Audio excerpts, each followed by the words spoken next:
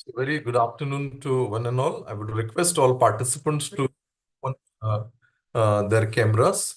Resource person of this afternoon session, uh, Preetam Shimolkar ma'am has joined our cloud meeting. So on behalf of UGC Malviya Mission Teachers Training Center, Dr. Babasaheb Ambedkar, Marathwada University, Chhatrapati Sambhajinagar, I welcome her. Again, I would request all participants to open their cameras, please. Uh, our resource person is an assistant professor in Department of Mechanical Engineering, College of Engineering, Pune, public speaker, writer, and poet, over 20 years of academic and research experience, innovator and creative researcher, has worked in the areas of micro machining, solar energy, tribo, nano electronic generators, NEP implementing committee member, COEP, Technological University, NEP syllabus committee member, Directorate of Technical Education. Also have worked on non-conventional machine techniques for difficult to machine materials during PhD. She has developed an indigenous portable micro WEDM machine in frugal budget of 3.5 lakhs, which if imported cost around 1 crore rupees way back in the year 2015. She is working on CNC control WEDM and microtool hybrid machine center and advanced highly accurate CNC machine center since 2006 for Micro Machine Lab, COEP, Technological University. Also have published around 8 research papers and actively participated in 10 conference and have guided 1 PhD students and 20 PhD students. So again, on behalf of Malviya Mission Teachers Training Center, Dr. Babasaheb Ambedkar, Marathwada University, Chhatrapati Sambhajinagar, I welcome her. Also, in today's lecture, just recently, she has visited University Grants Commission in one of the meetings, training programs held at University Grants Commission, in which the University Grants Commission has promoted in promoted that textbooks in regional language. So she will also highlight on that particular concept today. So I hope that all of you will take something in your bags in today's lecture. So I would now hand over the session to her. Over to you, ma'am. Thank you, sir. I welcome all the participants for this interactive session. I want this not to be a monologue, but we all can contribute in this session. As I think already there were two introductory sessions before this session. So all of us are already aware about the philosophy of new education policy. So today, let us discuss about the challenges and opportunities while implementing this new education policy. And all of us as teachers, we are going to implement this. So let us see how our lives will be affected with this upcoming new education policy. As you all know, today here in COEP, we have already completed 1 year of NEP compliant. We have implemented it in last year, and we have completed first year of NEP implementation. We had prepared a 4-year compliant structure as per the guidelines given by Government of Maharashtra. So depending the document, all of you must have gone through the document of NEP policy and the draft also, the 60-page document of NEP and the earlier draft, which is almost more than 500 pages draft. If you have gone through all these documents, that document is a philosophical document. What needs to be done is given in that. Maharashtra government has prepared a GR based on that document, in which how exactly we are going to implement it in technical education is explained nicely. And following the guidelines given into that GR, we have prepared here in COEP NEP compliant structure. So as we have done it as per that GR, I would like to discuss, I would like to keep that GR in central position for today's discussion, and based on that GR we will discuss. So I will share my screen and I'll show you that GR and then we will start our discussion based on that GR.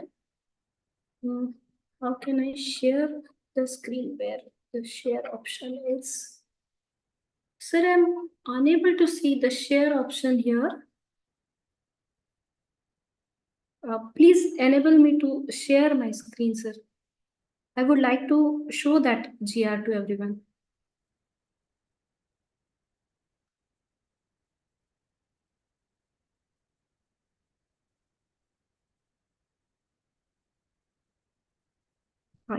Yes, now it is there.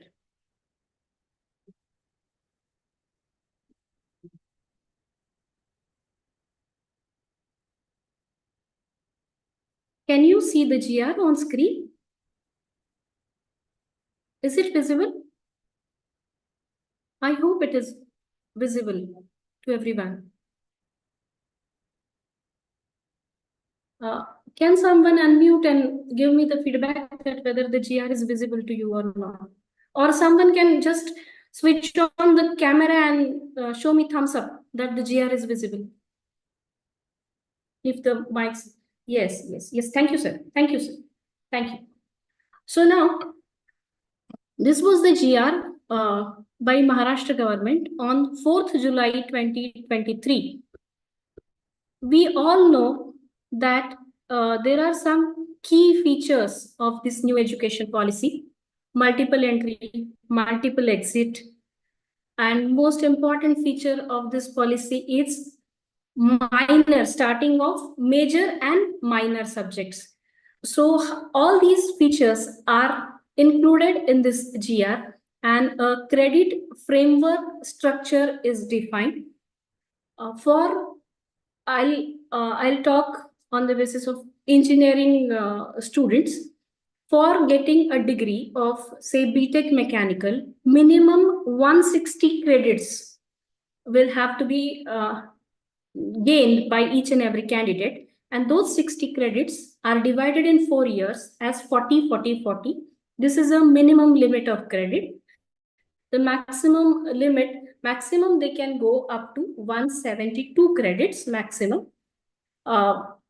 Most of the reputed universities have restricted themselves, those who have implemented NEP, to 160 credits because each additional credit involves many resources and many engagement hours with the students. So we can limit ourselves to minimum 40 or maximum 44 in first year. As you all know that this new education policy permits multiple entry and multiple exit. So if any students after entering first year UG program and after completion of first year UG program, if he or she feels that they want to leave this course, then earlier what used to happen, even if we discontinue at the end of third year, the qualification with which we go out was 12th pass. Because as I have not completed my BTech degree, I will get jobs as per my qualification 12th pass. But now, as per this new education policy, after completion of each and every year, the student will get a certain degree based on which he or she can get employment if he or she leaves the course. So the entry level, you can see in the first column, the entry level for after 12th will be 4.5. So at this 4.5, if the student completes her first year in UG, then she will get UG certificate in engineering. As I'm talking about engineering students, UG certificate in engineering. But to get this certificate, if the student wants to discontinue, the student will have to take up 2 minimum courses, which will be purely skill-based courses, which will make her employable. So we have here in COEP have designed courses based on the branch in which they study. If suppose a student is studying in mechanical engineering, then we have kept courses like drafting or CNC programming, which the student will undertake after first year if he or she wants to leave the course, so that based on those skills acquired and theory the student has learned in first year and till first year, the student can get some employment. There is another provision that if suppose due to some personal difficulty, maybe some financial difficulty, maybe health related problems or whatever may be the personal reasons, the student needs to discontinue the course, but after some time the student wants to rejoin the course, then this new education policy permits, and it gives a limit of 3 years maximum. The duration of the course can be extended up to 3 years, and the student can join the course again anywhere. If the student has left after first year, he or she can join second year. If he has left after third year, he can join final year, and so on. At the time, the universities will have to check whether they need to give some bridge courses to the students, and academic council of that particular university or that particular institute can take the decision on whether they need to offer some bridge courses for these students who will be joining back. There is a lot of confusion about this multiple exit, multiple entry program. Many people think that students can discontinue any institute and they can join any other institute in this multiple entry, multiple exit program, but it is not the case. There are two streams, one is major and one is minor, which we are going to discuss in detail later. The student will have to rejoin the course, rejoin the institute where he has taken admission for the major course. Now this point will be more clear when we will discuss this concept of major and minor later. But this major multiple entry, multiple exit program has got certain conditions. It is not like that I can discontinue the course from any institute and I can join any other institute of my choice after 3 years. This is not the permission given in new education policy. Okay, so we were talking about first year. If the student completes first year engineering course, then the student will get UG certificate in engineering. If the student at the level 5, if he or she is in second year UG course and he or she completes 80 credits, has got deposited 80 credits in her academic bank of credits and then wants to discontinue, then after completing 2 skill-based courses, which should not be less than 6 credits, 3 credits or 4 credits, 6 to 8 credit courses, additional courses the student can take, and the student will get, after completion of these 2 courses, a degree called as UG diploma. The student will get a degree UG diploma if it discontinues after second year. Here also we have additional limit of 3 to 4 credits. 4 credits additionally you can go. So 88 credits. Minimum limit is 80. Maximum limit is 88.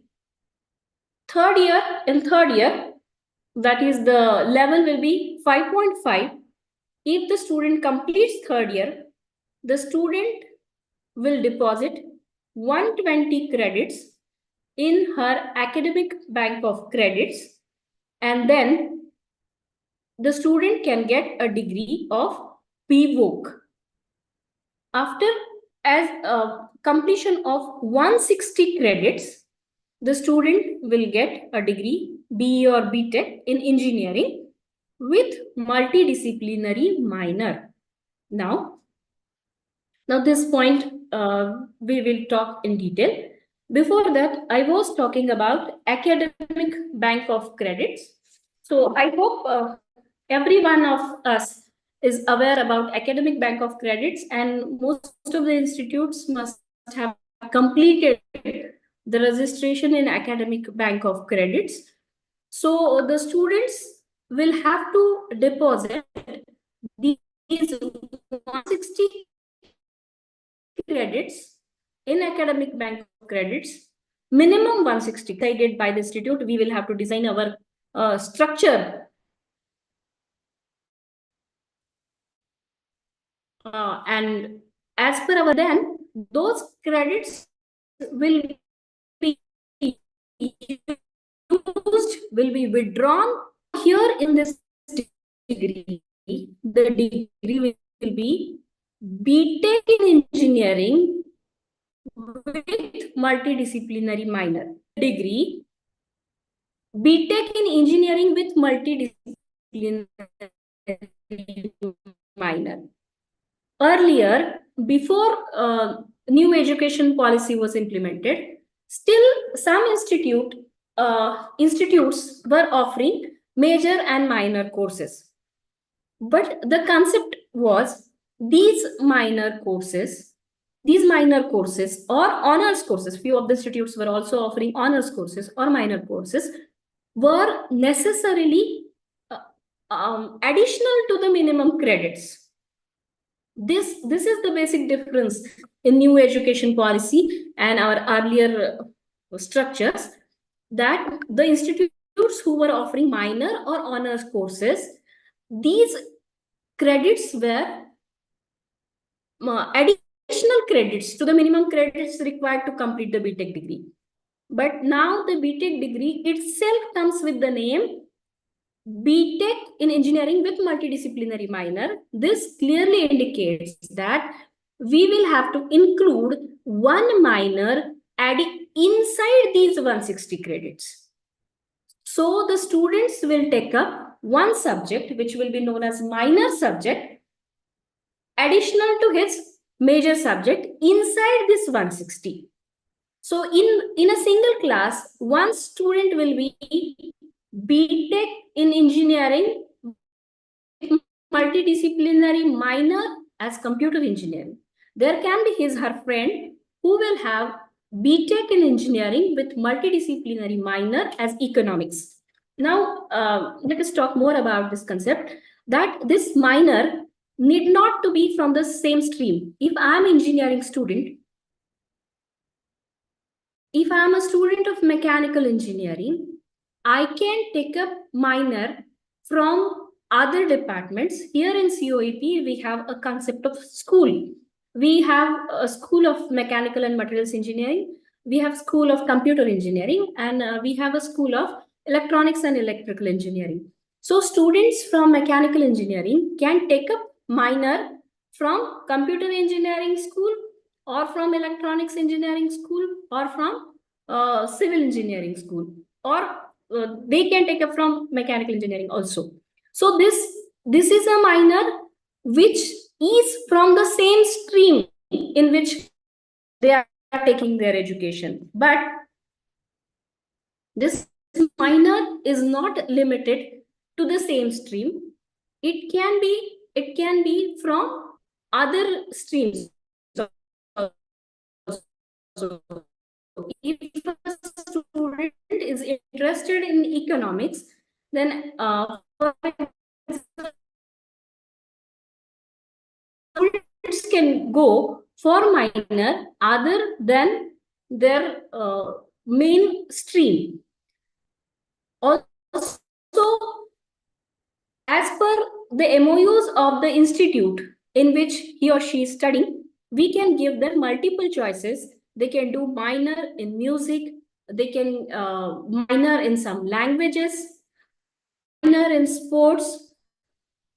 So for that, institute will have to make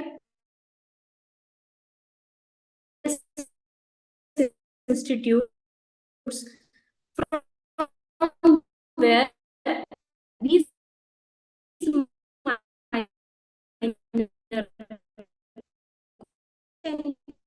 be acquired from these institutes, and the credits will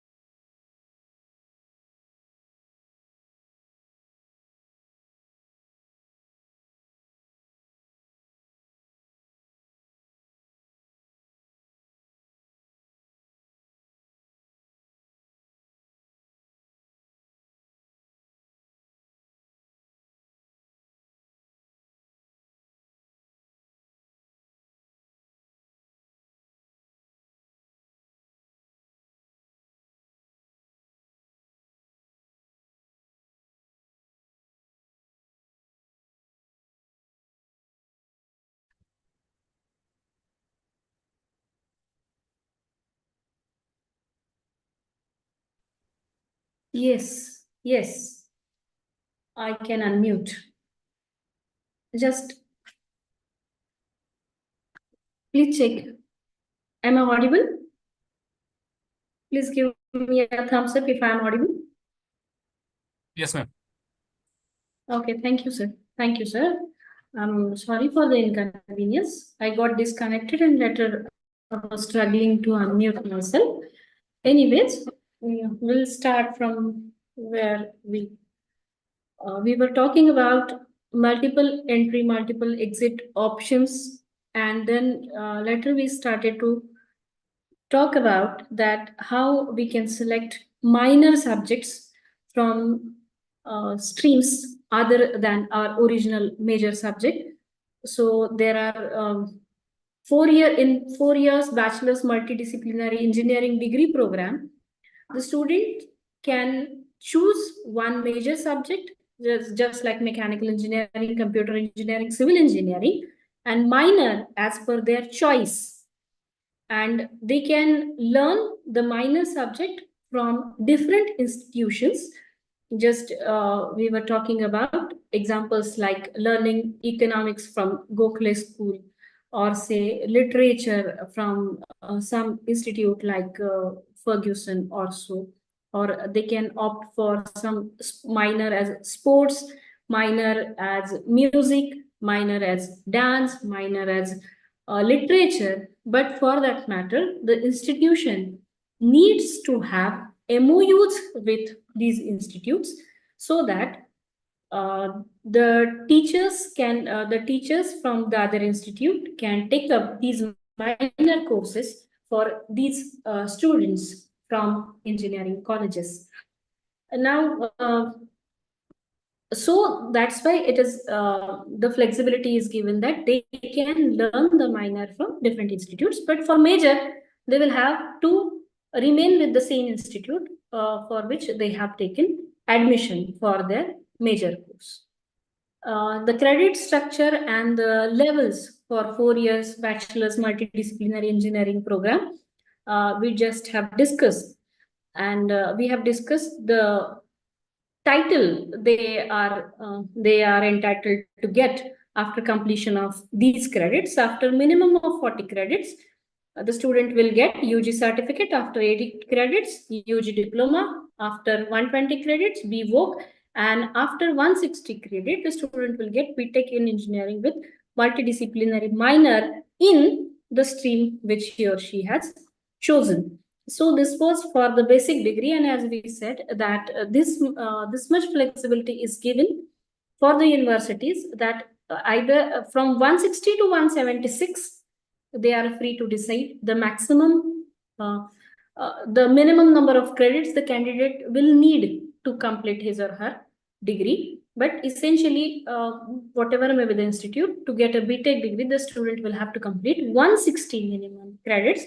COAP has decided the maximum limit also to has restricted. We have restricted ourselves to 160 credits because we need to understand, as I said, each additional credit involves those many contact hours, additional contact hours, additional resources, additional infrastructure, additional investment, and additional efforts from students and faculty. So I have gone through structures of NEP compliant structures of many of the reputed institutes in Maharashtra. Many of them are limiting themselves to the minimum limits rather than loading the students with more and more credits. Here, as we have started discussing the topic major and minor, it is we will see later in this session that there are many other subjects which are coming up in this NEP compliant syllabus, because this NEP, as you might have heard from the earlier speakers also, and nowadays NEP is a overheard word. So you might have heard that we are we are aiming towards holistic development of the students So for holistic development, the knowledge, the information about his or her major subject, the technical subject is required, but along with that, many other factors which are required to shape up his her personality as a holistic for her holistic development are added into this NEP compliant syllabus. So naturally, the major change which we are experiencing, which we will experience for after implementing NEP is the credits for the major subject are going to be reduced. We will have to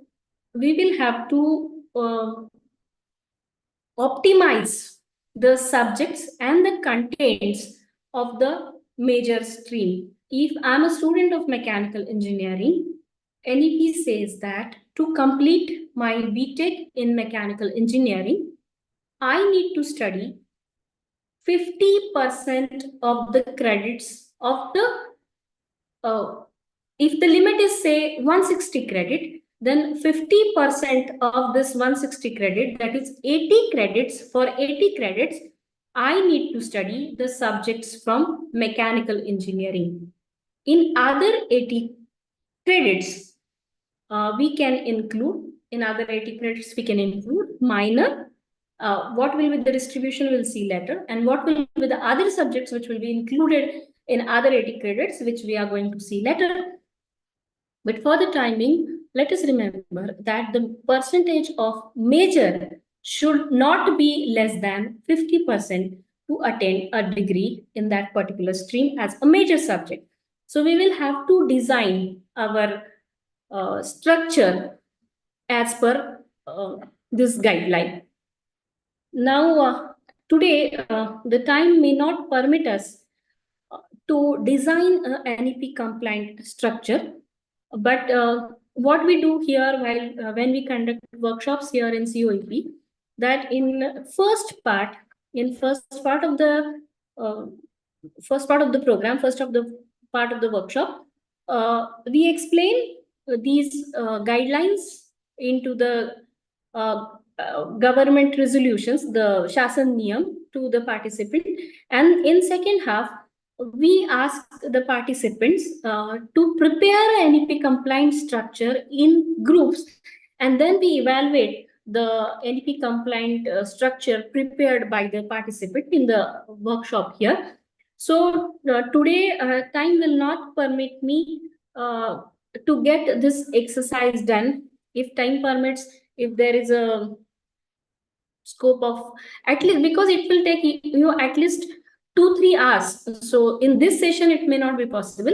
But after this session today, you people can sit up in your groups, and if not already done this exercise, you can prepare NEP compliant structure for your own institute. That will be a good exercise that can be done. When we did this exercise here at COEP, it took us more than 48 hours, because as teachers, we all are very much attached to the subject which we teach. And as we have to incorporate many other subjects, many new subjects are introduced, we have to cut short few subjects. We have to remove few subjects from the core courses. We have to put some of the courses in electives. If there is some repetition of the information, nowadays students learn many of the principles of physics, mathematics in 12th itself, and in first year of engineering, we were repeating some of the topics. So as we have to fit the entire syllabus into major syllabus into 80 credits, we revised. We did a lot of discussion on the contents of each and every subject. So this many of the subjects were offered at 3 levels. So we cut down them to 2 levels.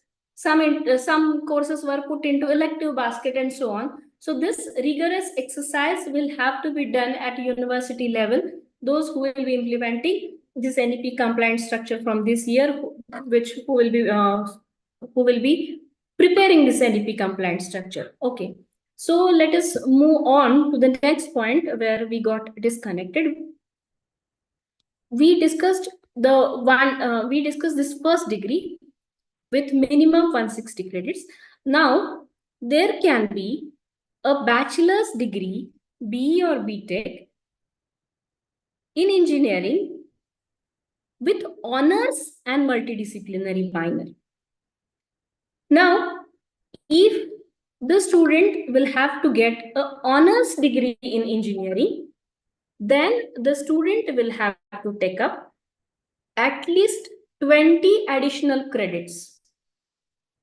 If the minimum limit is 160, if we have stick up to, then the student who will be getting honors degree in engineering with multidisciplinary minor will have to secure 160 credits. Will have to complete 180 credits, 20 additional credits for the honors courses. Now, what will be those honors subjects? Those will be the subjects with higher difficulty level and from the same major stream. If I am going to get a degree of BTech in mechanical engineering, then I need to take up honors courses which will be of difficulty level higher than that I studied for my BTech mechanical engineering, and that and the total of them minimum will have to be 20 credits. So here in COEP, students take up courses from MTech. There are three streams here in mechanical engineering: MTech Design, MTech Thermal, or MTech Auto.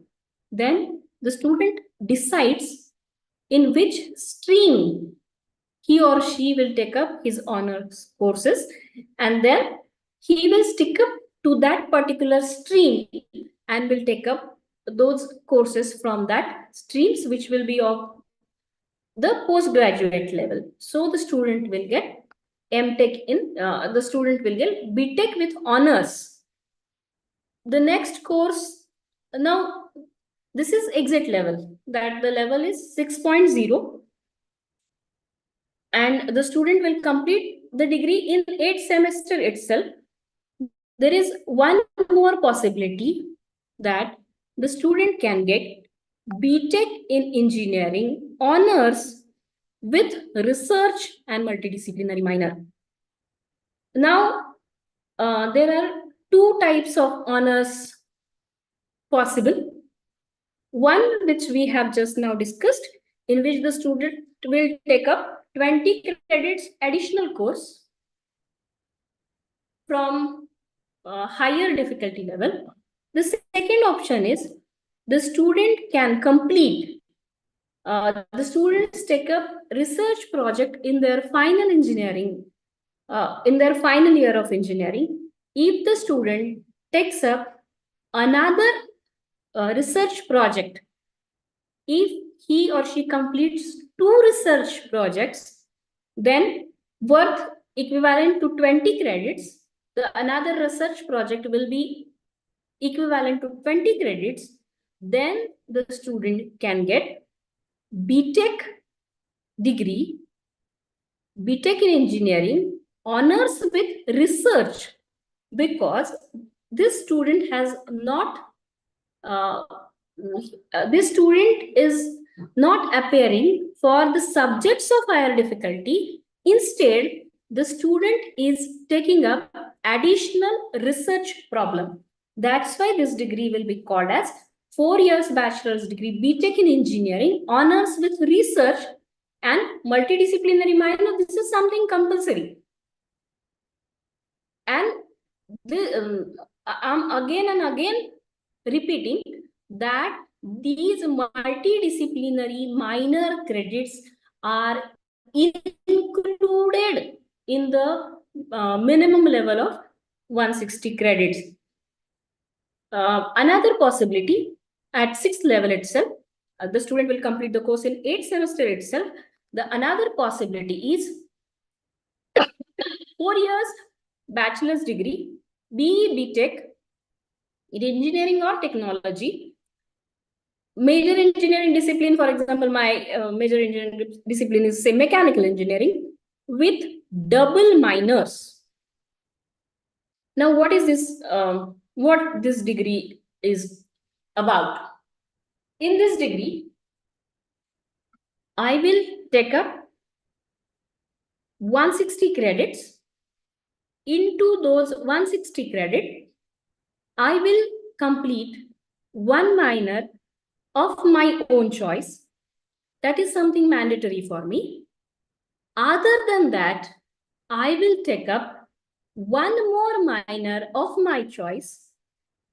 So I have completed 2 minors. The additional minor will be worth 20 credits. So I'll be completing 2 minors, one which is compulsory and another which I am taking up as my own choice. So I will get BTech degree with double minors. Now, these double minors, it can be a multidisciplinary minor, it can be an interdisciplinary minor. Now, what is this? Suppose I am studying in mechanical engineering. As a compulsory minor, I have chosen computer engineering as my minor subject. So that will complete my 160 credits. Plus, additionally, if I am interested in literature, I will take up one minor worth 20 credits from some other institute with which my institute has got MOU, and I will learn those subjects. I will earn the credits. I will earn 20 additional credits from the institute where I registered for the minor. And so at the end of 8th semester, I must have 180 credits deposited in my academic bank of credits so that I can claim for my BTech degree with double minors. Let us be clear on this, that the minor can be interdisciplinary. Both the minors can be interdisciplinary as well. I can complete my BTech in mechanical engineering with one minor as law and another minor as economics, one minor as computer engineering and another minor as music. So minor can, there is a lot of choice for the minor. The institutes can be different. Also, we can go for 40% online content into this entire course. In this entire course, because as many students will be going for minor subjects from various other institutes, the timetables may not match. So this NEP permits us 40% online content. Some of the major subjects can also be learned online, and minor subjects can also be learned online. So this flexibility is given in this new education policy. Now here, these things are explained. All these types are explained.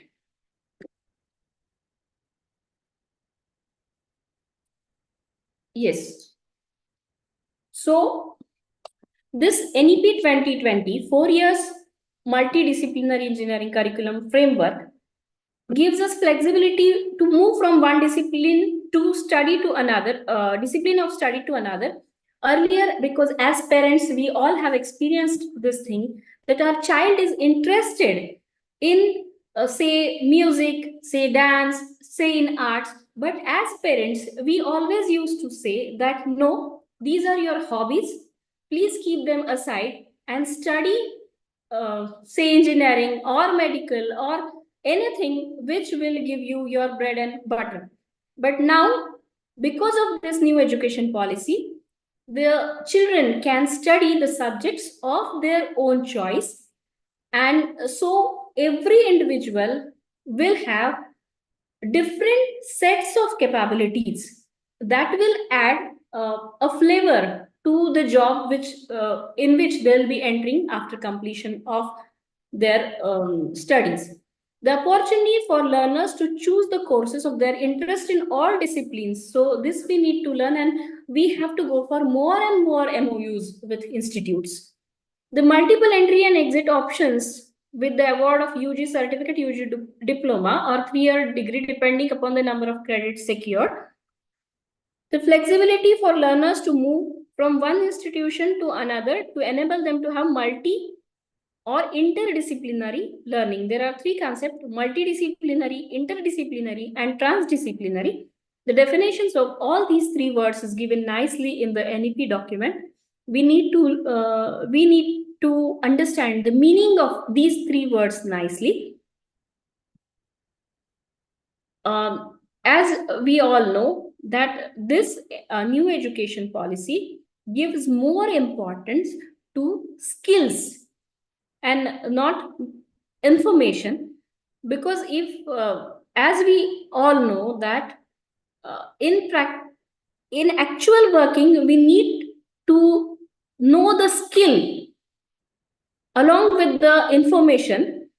Earlier we used to focus more on the information part, but as the information is available in abundance nowadays, we as institutes need to focus on the skills, how we can impart skills to our students. One semester internship, on-job training is made mandatory in this new education policy. Now we are coming to the additional verticals which are included in this new education policy. There will be vocational and skill enhancement courses which we need to add. There is one component, Indian knowledge system, about which we are going to talk in detail in the second part of this session. I think now it is almost 3:30. So at 4 o'clock we'll be or 4 or 4:30, depending on our discussion, we'll be taking a break. Once we finish the discussion on this government resolution, after the break, we will be talking more about this Indian knowledge system. What are the misconceptions about this Indian knowledge system? What should be the syllabus? What should be the contents? Who all are the speakers? From where can we get information about this Indian knowledge system?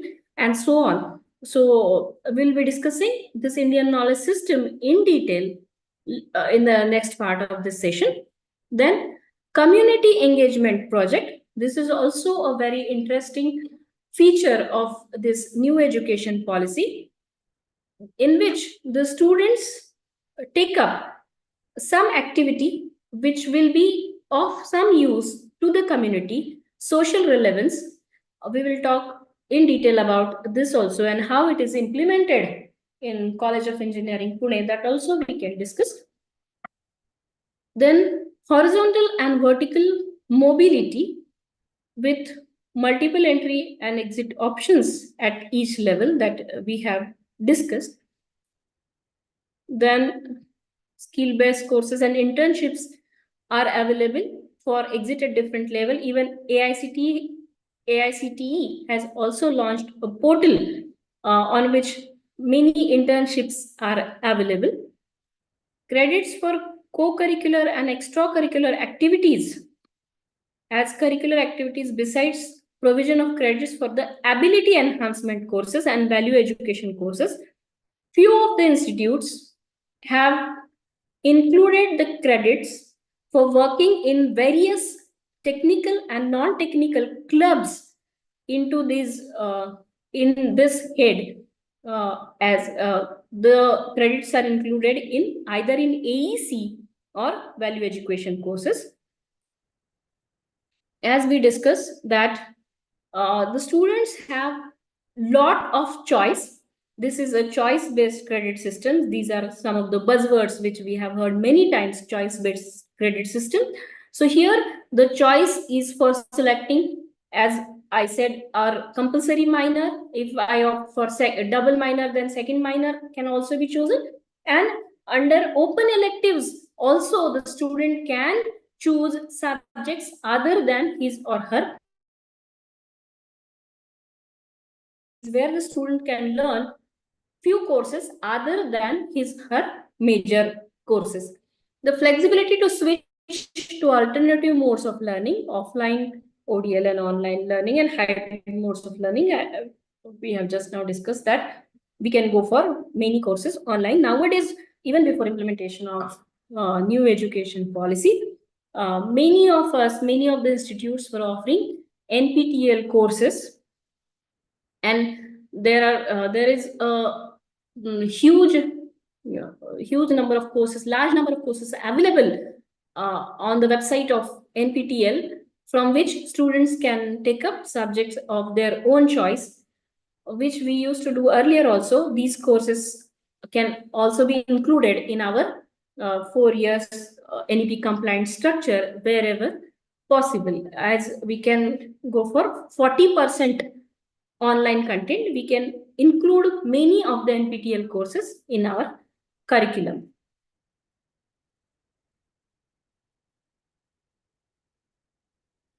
Distribution of credits across 4 years engineering degree program.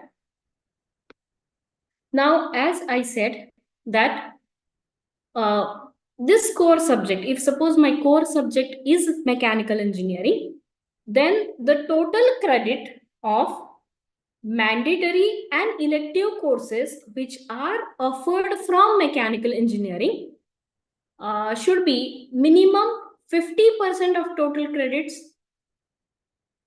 As we said that if we are restricting ourselves to 160 credits as the number of credits required to earn my degree of BTech, then 50%, that means 80 credits, should be offered from the major core subject. Elective courses of major will be offered in third year or final year. Most of the institutes are already, we are doing this. We are offering the elective courses in third year and final year. Vocational skill courses, internships, community engagement projects, they can be connected to the major streams. For example, as we take up internships in the relevant industries, so there is no doubt about it. These community engagement projects, for example, I'll give you few examples of these community engagement projects that few students from computer department of College of Engineering, Pune, have worked with Lok Biradari Prakalpa at Himalkasa, and they have developed one mobile-based app in the local language of Adivasi people, in which the pregnant ladies will get information, will get updates from time to time about their health. And this app is being used by Lok Biradari doctors, and they are using it effectively. And this app is developed by COEP students in this, under this community engagement project. So the knowledge of computer engineering they have used for the betterment of society. So these type of projects can be taken up. Or for example, mechanical engineering students can go and help. They have already done this, that they have taken up project for a village in which they installed many of the solar panels, or they trained the local village people that how they can use, what are the equipments based on solar energy which they can use for if the electricity is not available. So training or installment or developing few applications, these kind of projects which are relevant to the subject which they are studying, and also of the use of the community, can be found out. For that matter, we need to sign MOUs with various social organizations. The community engagement projects are very flexible, and each student can take up the project of his her own choice and help the community. In COEP, we have kept these community engagement projects in the vacation period after first year of engineering, and the credits will be added to the credits of second year engineering, so that they can get a period of 8 weeks. In these 8 weeks, our students are actually working on socially relevant projects and using their domain knowledge, using their teachers are guiding them. Also, they're using their management skills for the betterment of society. This is adding value to their personality as well. They are getting sensitive to the problems that are there in the society. So in future also, they will think about using their skills, their knowledge for the betterment of community. So this is also being implemented here at COEP. Compulsory. Now we have discussed this part, compulsory multidisciplinary minor. We have not discussed the limit for this. This GR says that you have to take up the subject worth 14 credits. The minor subjects, as we discussed, the minor subjects may be from the different disciplines of the engineering faculty. Just now I said that if I'm interested in learning data science, AI/ML, cyber security, then I'll go and opt for a minor from computer engineering and major from mechanical engineering. And they can take it from different faculty altogether. Just now I said that they can go for minor in music, minor in literature, and so on. The credits of compulsory minor subjects shall be completed from the second year to the final year of UG program. So we have distributed them nicely in after second year. 14 credits. So some of the courses are 3 credit courses. Some of the courses are 4 credit courses, and they are distributed. Also, these 14 credits can be added with the credits from open elective or generic courses, 8 credits, and the student can develop one additional skill set if he aligns to one particular subject for this minor as well as for open electives. These are also offered, open electives are also offered in second and third year. Faculty-wise baskets of OE will be prepared. We have prepared these open electives. So if the student is taking up minor from computer engineering department, he will select a course of open elective from the engineering department itself. So he will complete nice 20-22 credits from the stream of computer engineering and will develop skill set depending on the subject. Yes, as we said, OE is to be chosen compulsorily from faculty other than that of the major discipline. Here in COEP, we said that this OE is to be chosen other than his or her school. If the person is from mechanical and metallurgy school, then he cannot select OE from metallurgy or from manufacturing or from mechanical. He'll have to take up it from either from electrical school or from School of Civil Engineering or say School of Computer Engineering. Then vocational and skill enhancement courses, they are worth 8 credits. Now, these vocational skill-based courses includes hands-on training.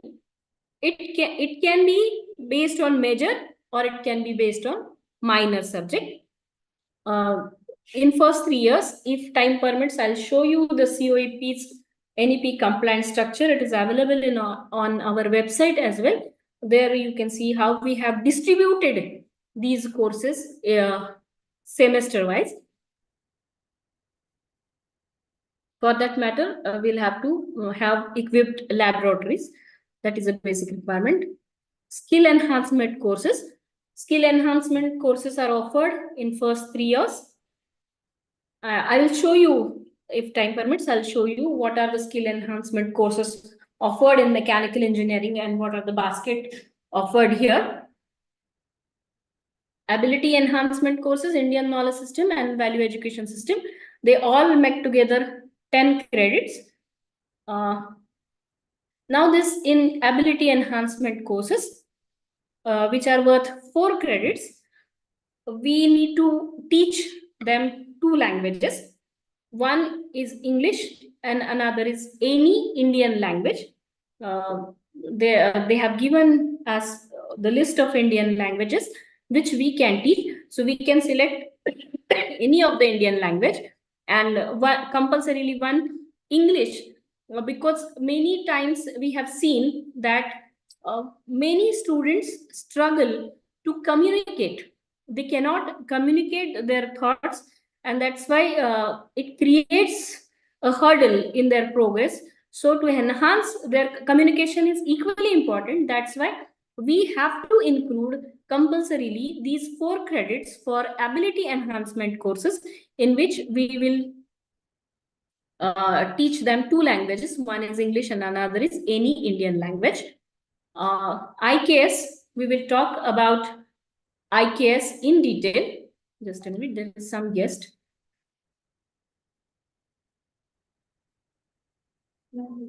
माझं lecture चालू आहे. मी 5:30 पर्यंत busy आहे. ठीक आहे, आम्ही reading. Next, we have talked in detail about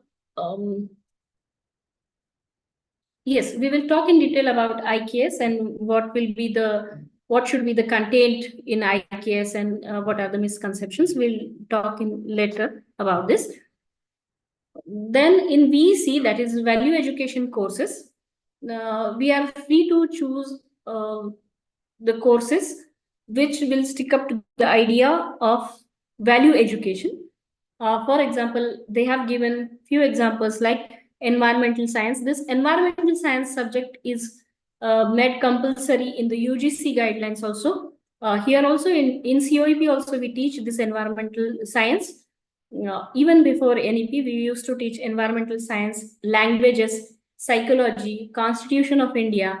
And here in COEP, we have concept of we used to have a concept of liberal learning courses. Even before COEP, we have given students to learn subjects of their own choice, like photography, like agriculture, defense. They have learned many courses, Japanese language, German language, and so on. These all were termed as liberal learning courses. All these liberal information about liberal learning courses is given on our website. If you want me to talk more on any of the topic given, or if you want to show me the COEP structure or the courses, then please give me suggestion in the chat box, so that in the break I'll arrange for these documents and I can show you what are the courses offered here in COEP. I'll read the chat in the break and I can get the documents.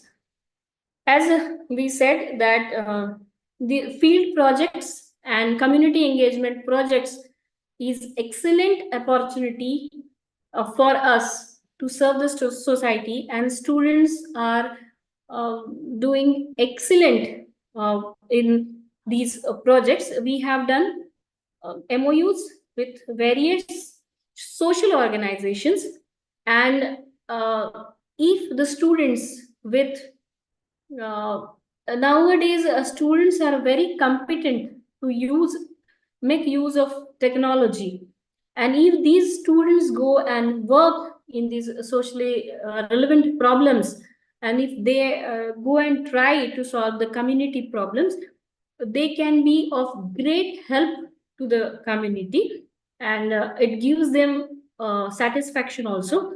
We have developed a rubric here in COEP for the assessment also for these socially relevant projects, and we have assigned mentors for a group of 20 students. A mentor is assigned, and we are continuously in touch with our mentee students with the help of WhatsApp group.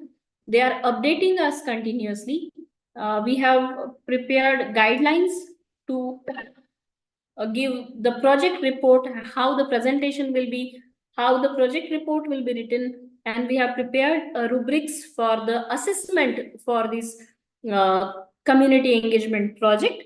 And we have offered this course at the end of first year, and the students are working every day for 4 to 5 hours for this field project.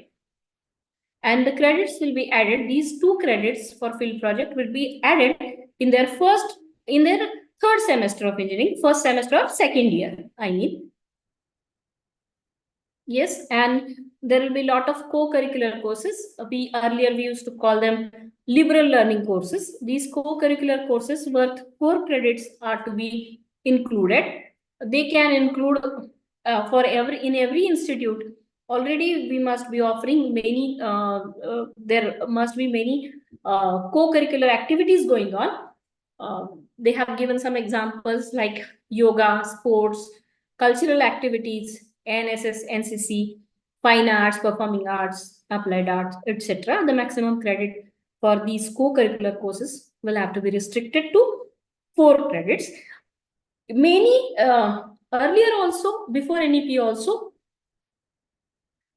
we were trying for the holistic development of the students, but now we will have to go a bit structured way, and we'll have to include all these co-curricular activities also a part of the structure, and we can have 4 credits for all these co-curricular activities.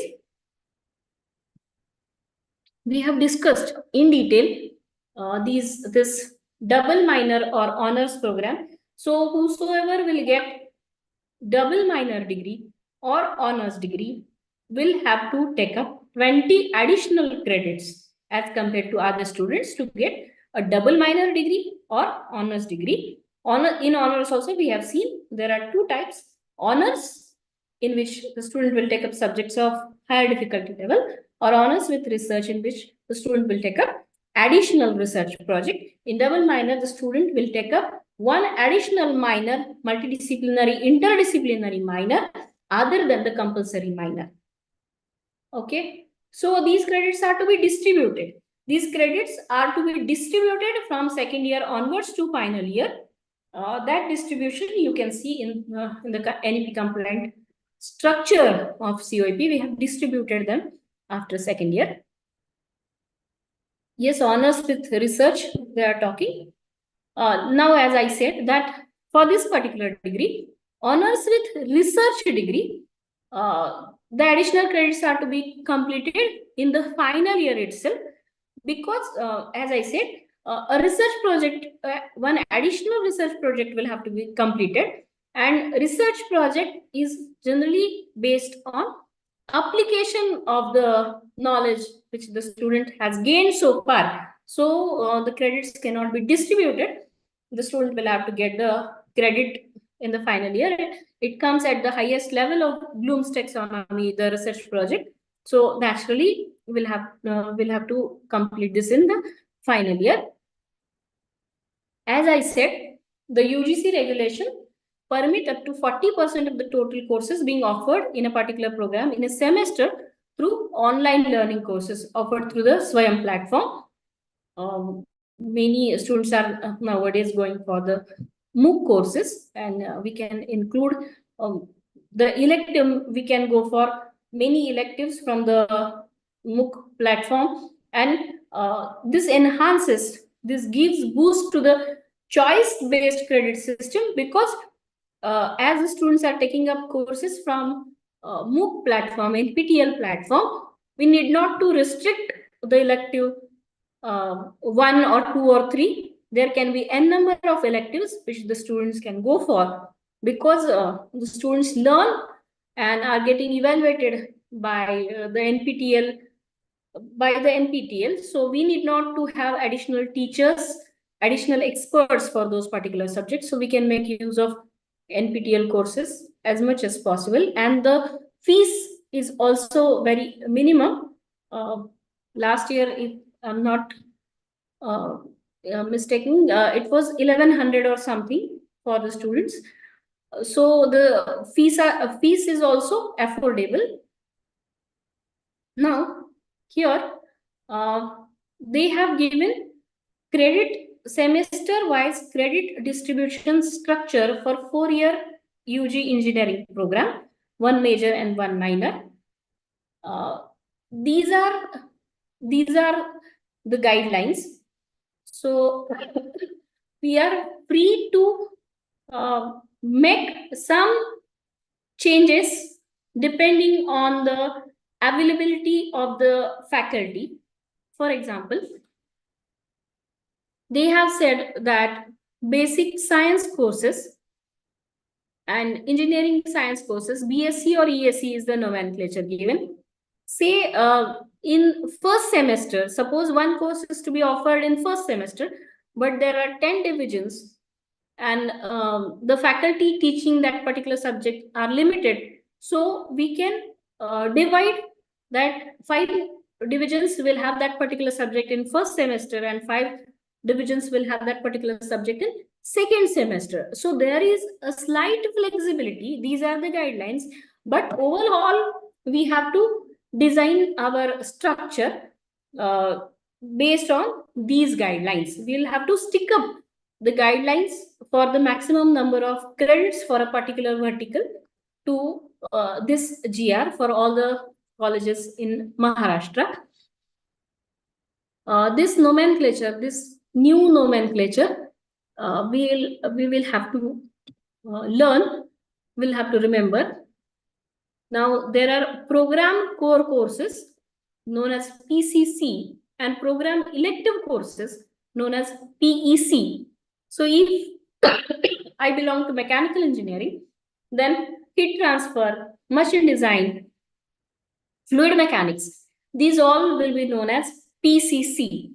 And if I'm offering refrigeration and air conditioning, operation research, automatic control system, if these courses are offered, they all will come under program elective course. So PCC and PEC. And the distribution for this PCC and PEC is given in the table.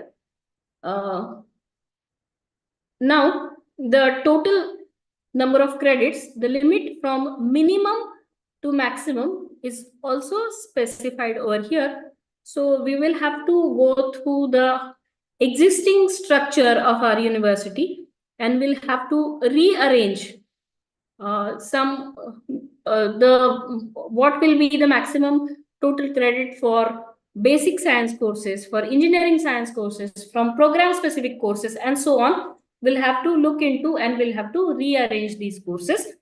Then, as we discussed in detail, if this distribution, I think I'll talk more when we'll discuss the COAP's structure, so that I'll be able to explain how these credits are distributed in various semesters better from that structure as compared to this generic structure. So I'll go a bit fast while discussing the structure. Then multidisciplinary minor, which is called as MDM. This MDM, as you can see, starts from the 3rd semester. So we as university will have to give student idea about these minor courses in the beginning, in their orientation program in the beginning of first year, as well as we will have to give them, we will have to keep some sessions which will inform about the availability of minor courses at the end of first year. Many of the universities, many of the engineering colleges have set up minor sales, and they are offering various minor courses. But as institutes, we will have to educate the students and the parents about the availability of the minor courses. Even the government of Maharashtra has started a School Connect program, and we as government organization and many other engineering colleges also, some polytechnic colleges also, were given responsibility. That program was called as School Connect program, in which we used to go to various junior colleges And we used to talk with many students. We have arranged some seminars for parents also to tell them about what are the features in new education policy, because we need to make students and their parents aware about the availability of the courses in our institutes, the flexibility which they will be getting in NEP before they take admission into our engineering courses. So we were talking for last 6 months, we are talking with 11th, 12th standard students and their parents and making them aware about these facilities. But still, each college will have to include one compulsory session on NEP in their orientation program in the beginning of first year, and also after first year, as the minor stream starts from the third semester, we will have to give them introduction about all the minors available in our institute and the opportunities after studying these minor courses from the experts who will be teaching these courses at the end of first year. So these are the additional activities which we need to carry out as institute. Open elective courses, we have prepared baskets. Each department here in COIP has prepared baskets for open elective courses, and these courses will be strictly available for the students other than the department which is offering that particular elective. So these open elective courses, OE courses, also start after second year, and we have to include these OE courses in both the semesters of third year. Also, one course of 2 credits in the fifth semester.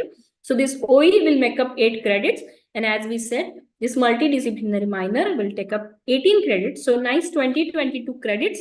Other than the major stream, the candidate can acquire skill, and he or she, if is made aware about the availability of these open elective courses and minor courses before they enter into second year, they can plan the 14+8 courses. As we said, vocational and skill enhancement courses, VSEC, that in first year engineering for both the semester, we'll have to offer 2 credit courses, and in fourth and in sixth semester, these vocational courses, vocational and skill enhancement courses will be offered. Excuse me. Then there will be many subjects coming from humanities, social science, and management stream, and they are distributed over the 8 semesters. Mainly as the third year and final year, we'll have open elective courses and research-based projects.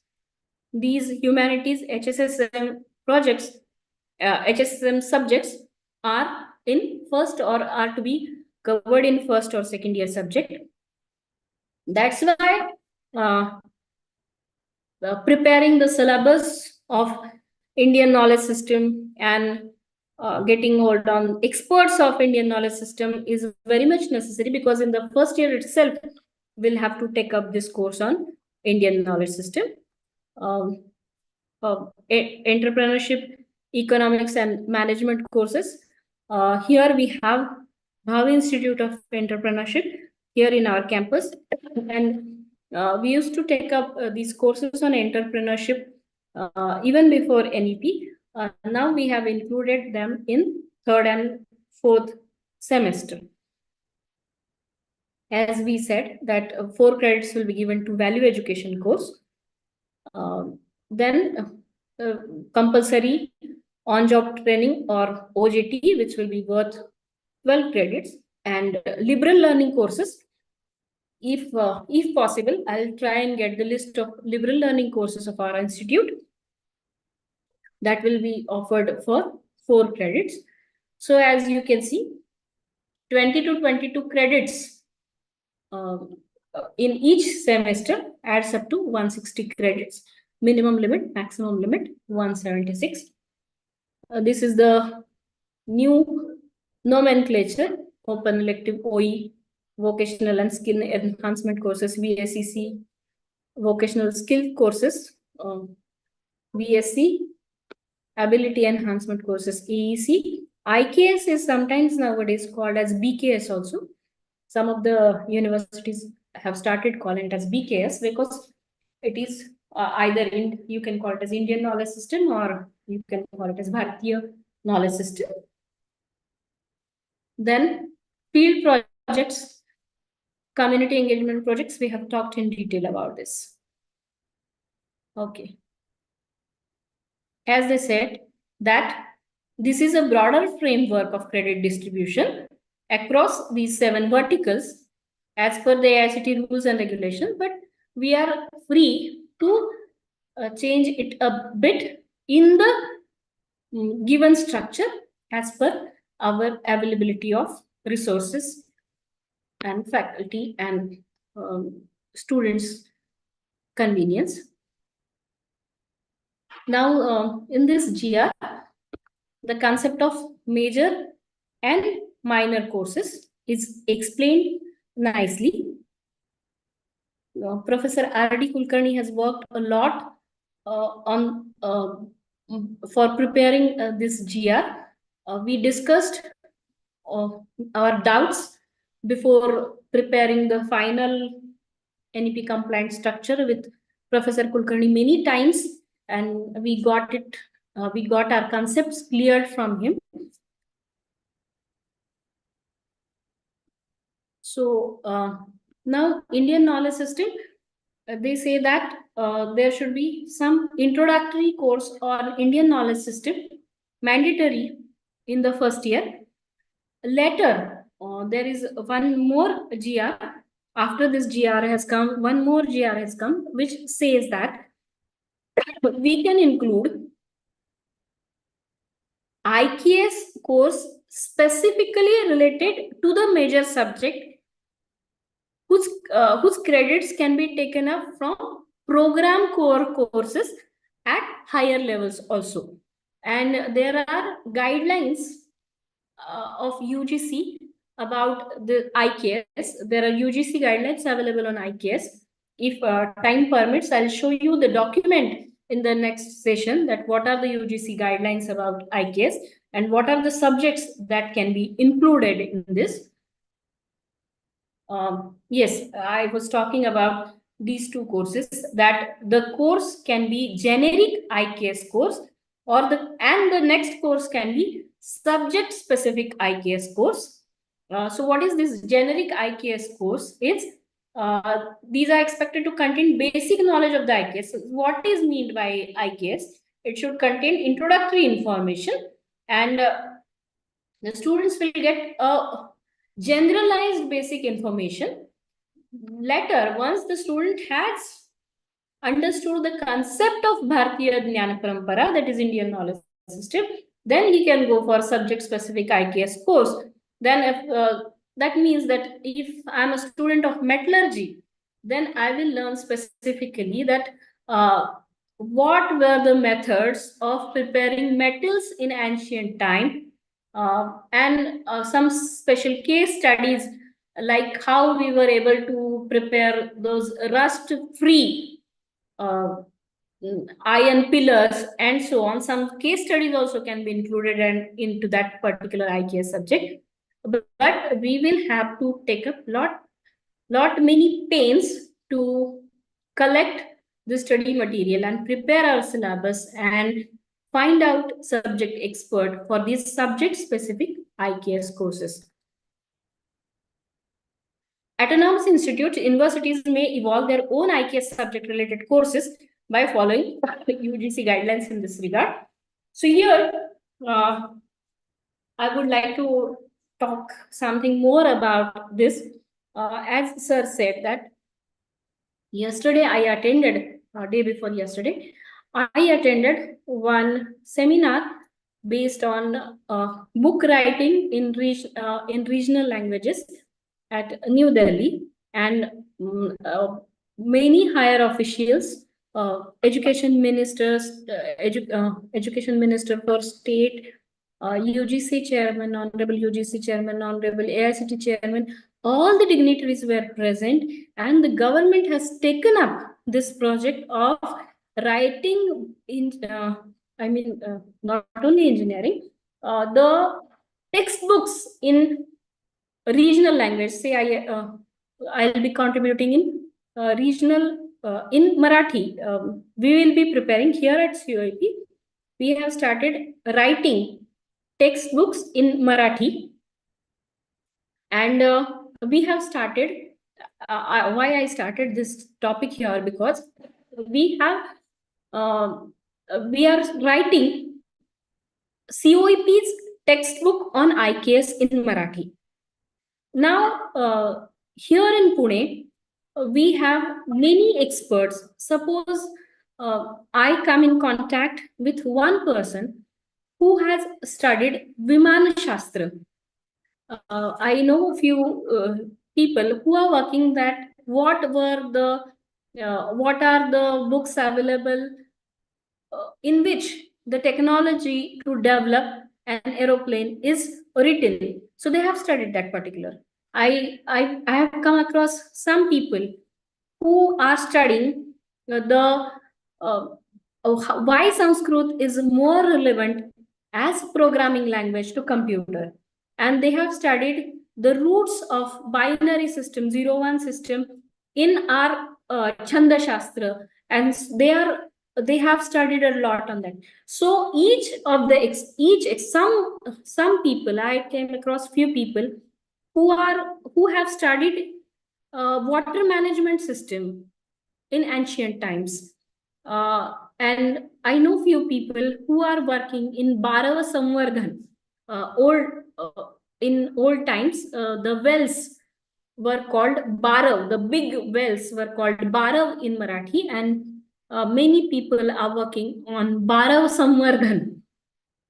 So I requested them to write one chapter on ancient water management system. I requested the expert on Viman Shastra to write one chapter on Viman Shastra. The expert who is studying on the metallurgical processes in ancient time is writing a chapter on metallurgy, and we have prepared, we are almost on the verge of completion, our COEP's textbook on IKS in Marathi. And many experts have contributed on this subject. So we have also started writing many core subjects in Marathi. For example, subject like engineering graphics, we have almost completed writing book on engineering graphics. That is instruction-based subject, and those who teach engineering graphics must be knowing that whenever the student finds it difficult to understand the instructions given and how to construct a particular drawing, many times we in the class also give instructions in our regional language so that the students understand it better and easily. So in similar manner, we have written this textbook of engineering graphics in Marathi. Government has taken up Paribhashik Shabdakosh concept also very seriously. And in the end, in the chat box, I'll give you the link where government has given all the Paribhashik Shabdakosh, which will be used by the writers for writing the books in regional language. All the vice chancellors across the India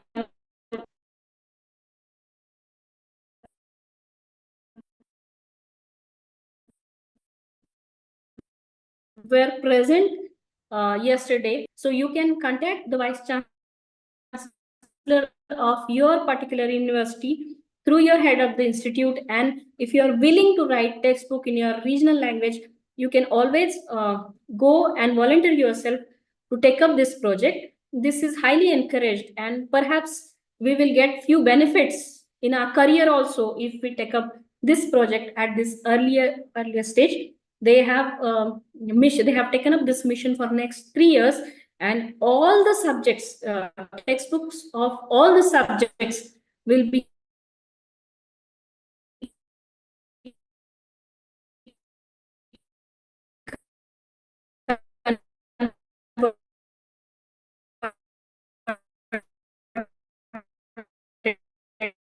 can always contact the vice chancellor of your particular university, and the honorable vice was all about the meeting which I attended yesterday.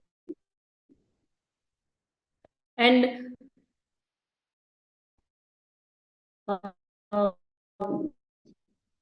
yesterday, many of the experts were saying that talking about NEP in our mother tongue. We think in mother tongue, we translate, and then we talk in other language. So it adds burden to our brain. Same is the case with the student. So if we can, but there are some limitations. If we can convert the engineering knowledge in our regional languages, it will be easy to understand. But now the words are not available for each and every English word, and many times the regional words are difficult to understand. I mean, if I remember that for acceleration, the word is twaran in Marathi. For velocity, the word is in Marathi. So if I write these words in my textbook, the students may find it difficult now, because we are not using these words frequently nowadays. So now we can use both the words in the textbooks. Later, when we'll be familiar with these regional words, we can, and they said that Sanskrit will be a central language. They have developed one app called as Anuvad, in which Sanskrit will be a base language, in which the translation will be done from the regional language to Sanskrit and from Sanskrit to another language. So that because Sanskrit is base of many of the languages, so many words can be used as it is if we take up the word from Sanskrit. So this work is going on with full speed. It is थोड़ा बाहर चले गए जो बात कर रहे थे उससे, लेकिन ये बहुत जरूरी है और ये NEP की वजह से ही है, because NEP has come to promote Bharatiyatva in education, and this is also writing textbooks in regional language is also part of this new education policy. That's why I have taken up this topic here today. Okay. So there are some technical things which we need to learn before we prepare these credit-based framework, this NEP compliant structure, that for each 13 to 50 hours of teaching per credit is required in a semester. And as we know that for laboratory, it is double. So 26 to 30 hours in laboratory activities per. There are some studio activities, workshop-based activities, as we said, that skill, we have to give importance on skill. In ancient Indian system also, we have our society, actually our society was totally based on skill-based courses. Many of us might have heard the concept Bara Balutedar, and the children used to learn the skills from their home, and by observing their relatives and their neighbors, the skills were developed by the students, but that structure was changed, and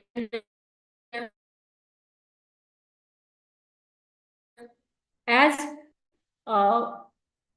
we were ruled nation, in which we were given information about all the subjects, some information about all the subjects, because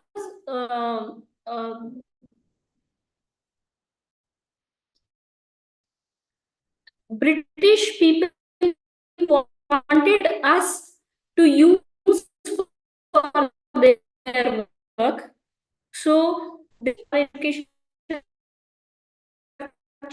as opinion, but now we have to go back and we give more importance. Student will more skill-based activities in our curriculum. As these seminars and group discussions are, we always carry out these type of activities. Internships, we know that nowadays students are very eager to go for the internships. And as I said, that AICT has also started one portal for internship, and the training and placement cell can coordinate and arrange many of the internships.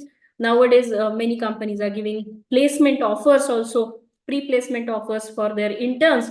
So it is beneficial for the companies also if they get good interns earlier. So 2 weeks of internship, 30 to 40 hours of engagement internships, and we have to try to give good internships to all the students. The guides involvement in these internships is very important, because some of the students will get good internships, and we know that many times the students do not get internships in which skills enhanced. Sometimes interns are used for day-to-day activities by the industries. So we as teachers will have to close monitor projects given to our students, so that their skill enhancement happens in internship, because the purpose of these internships is to get on-job training. Some for some streams, the internships can be offered online mode also, but it depends what type of education the person is taking. We have discussed this. We have discussed in detail. After 10 minutes, we can take a break, and there can be a question and answer session of minutes, and then we can take a few questions, and then we'll take break. And then I'll start with Indian knowledge system. So you can prepare your questions. If you'll be able to unmute yourself, if the facility is not available, then you can write down your questions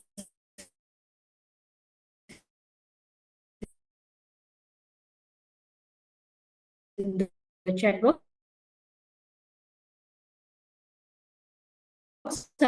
You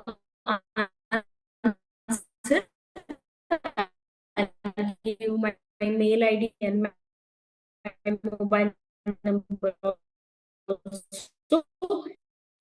in the chat box, so that we can come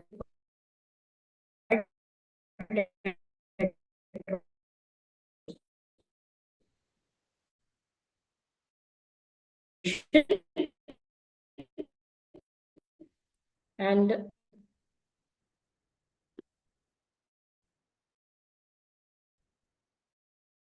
multiple exit, as we discussed, that the students will have to complete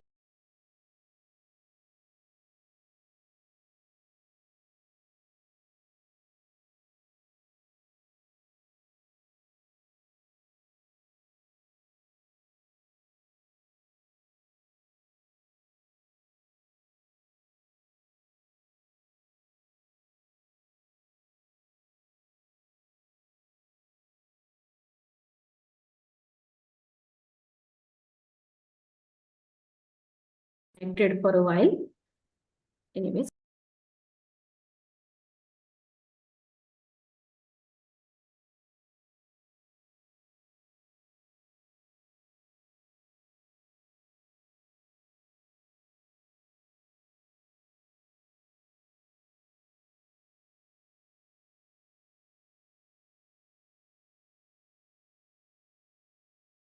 Disconnected in between. Anyways, I'm just summarizing.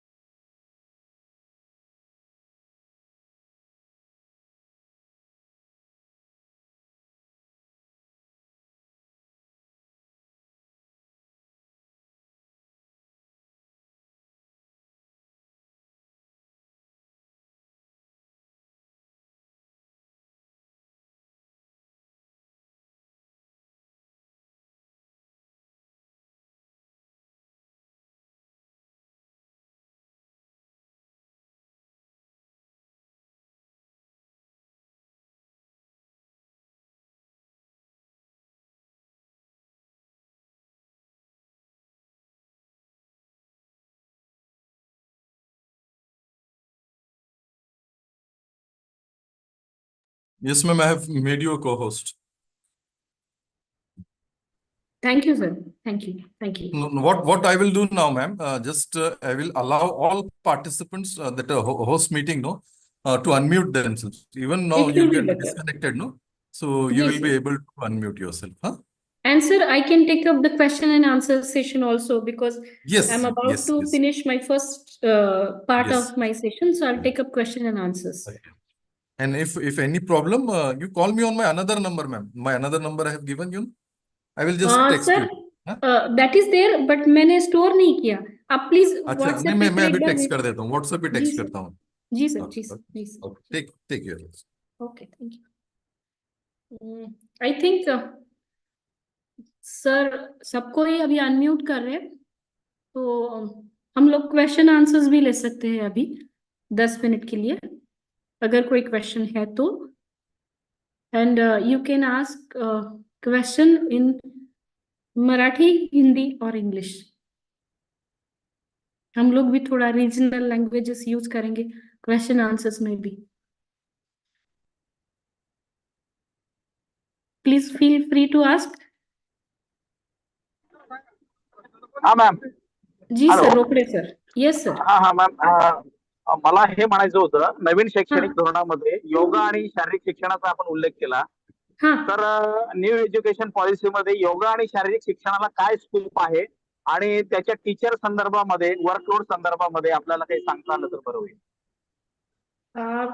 Sir ते तर आपल्याला definitely जसं मी म्हटलं की ते त्यांनी mention केलेलंच आहे. तर त्यामुळे ते आपल्याला वर्टिकल मध्ये इन्क्लूड मी जसं आता म्हटलं त्याप्रमाणे योगा सर आपल्याला को करिक्युलर कोर्सेस जे 4 क्रेडिटला देता येणार आहेत त्याच्यात आपल्याला इन्क्लूड करता येणार आहे. आणि आता हे 4 क्रेडिटचे कोर्सेस आपल्या सगळ्याच स्टुडंटला कंपल्सरी द्यावे लागत असल्याने आपण योगा टीचर, संस्कृत टीचर किंवा यासारखे टीचर आपल्याकडेही आपण रिक्रूट करू शकतो. माझा आवाज नाही येते का मॅम? आता आमची परवा आवाज येतोय मॅम आपल्याला. बाकीच्यांनी कृपया म्यूट कराल का सर्व. सर एकच मिनिट. रोकडे सर एक मिनिट. हॅलो. एकच minute. I request other participants to mute, please. I will answer each and everyone's query. No problem. Even if this session extends, I don't mind. I'll answer each and everyone's query. But let us talk with Rokde sir first, and then I'll take up another question. हाँ sir.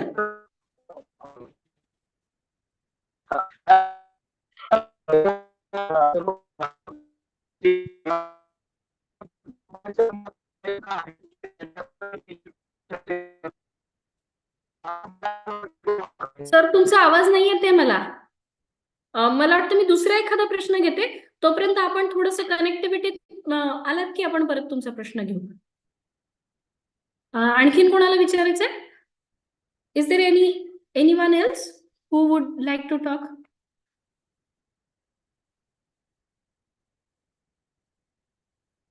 You can share your views even. It can be a dialogue. Hello, ma'am. Yes. Good afternoon, ma'am. I'm from MGM University, Aurangabad. Actually, my one of the student of BA education, she took open elective various types of disciplinaries. May I audible, ma'am? हा मला तुमचा आवाज येतोय पण तुमचा प्रश्न नाही कळला मला. नाही प्रश्न नाही, तुम्ही म्हणालात ना काही असेल तर तुम्ही हे करा, शेअर करा म्हणून. हो हो हो. तर आपण काय सांगत होतात? मी हे म्हणत होते की हमारे यूनिवर्सिटी में पिछले साल से NEP.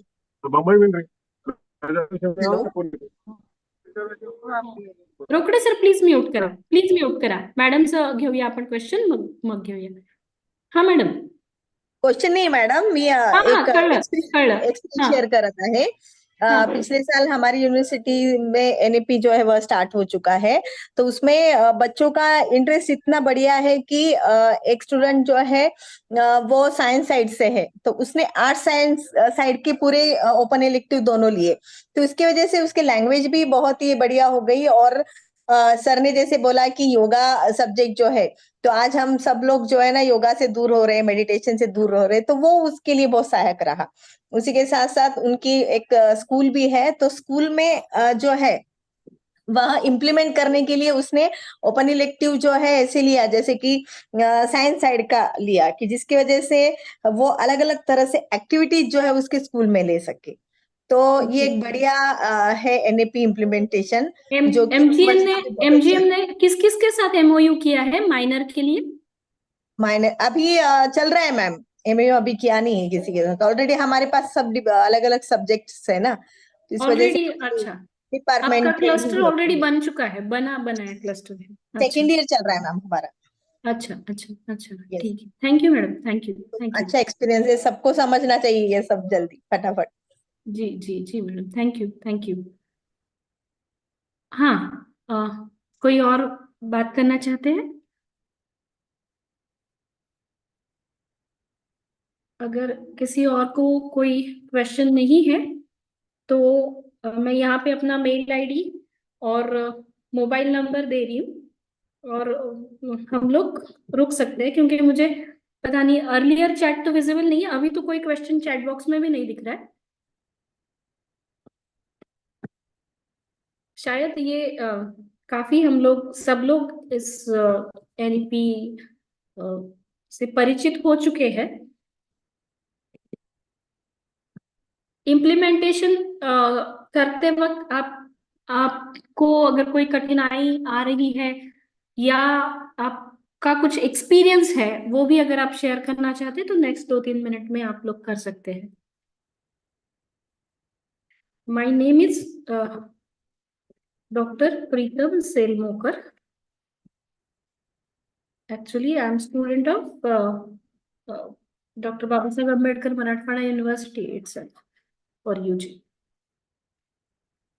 Okay, I think if there are no questions, we can take up a break.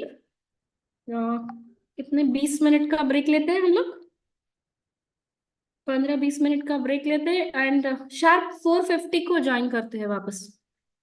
4:30 हो रहा है, 4:50 को ज्वाइन करते हैं। आप सब लोग चाय वाय पी के आ जाइए, 4:50 को मिलते हैं। धन्यवाद। और भारतीय ज्ञान परंपरा का जो सेशन है, मैं सोच रही हूँ कितने मराठी नहीं समझते, ऐसे कितने लोग हैं जो मराठी नहीं समझते?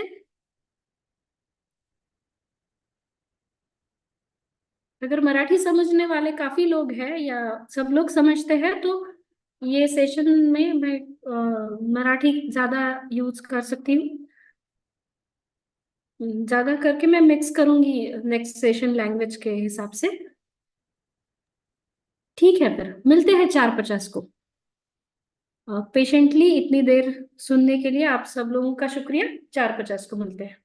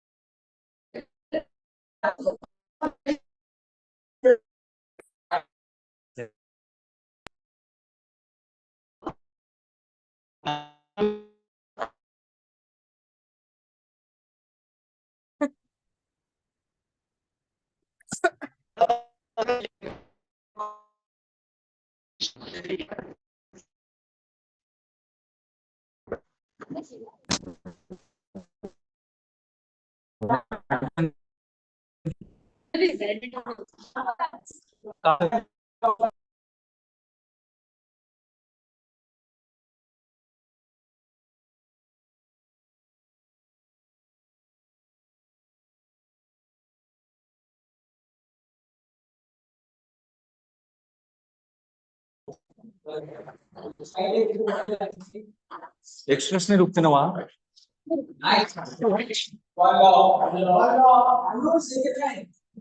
उमरगाव तालुका आहे का?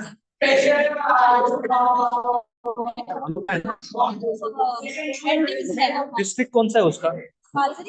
नहीं नहीं, उमरगांव का डिस्ट्रिक्ट गुजरात का है ना वो. शायद वापी हो. वलसाड, वलसाड डिस्ट्रिक्ट है ना. वलसाड में होगा.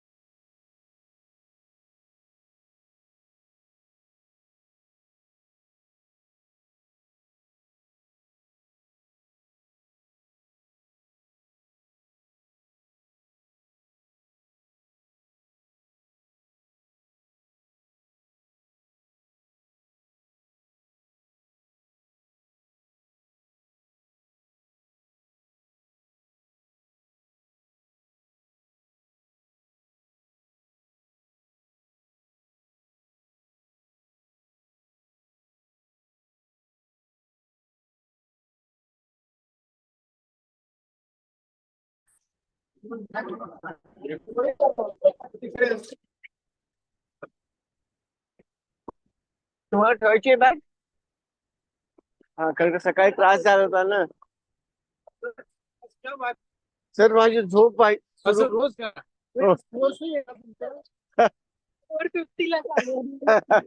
कंटिन्यू होणार आहे. नाही ऑलरेडी झाला आहे. या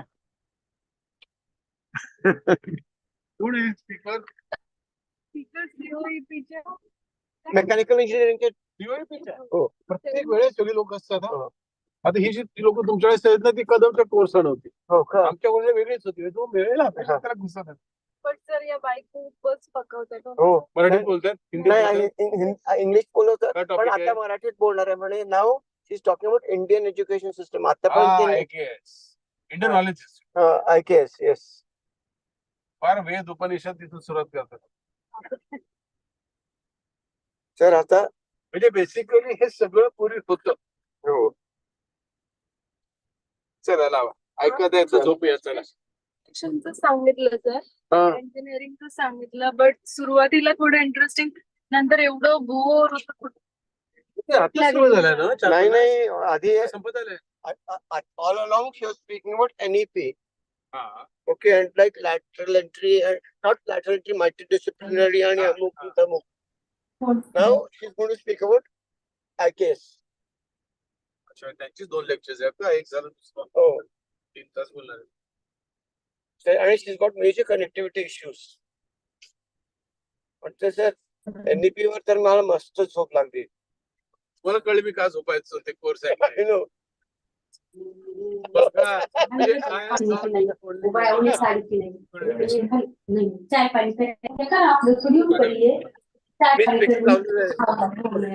त्याला पुढे ऐकलं जातं. जेवण करून जा, जेवण करून जा. कपडे दिले गणित सर,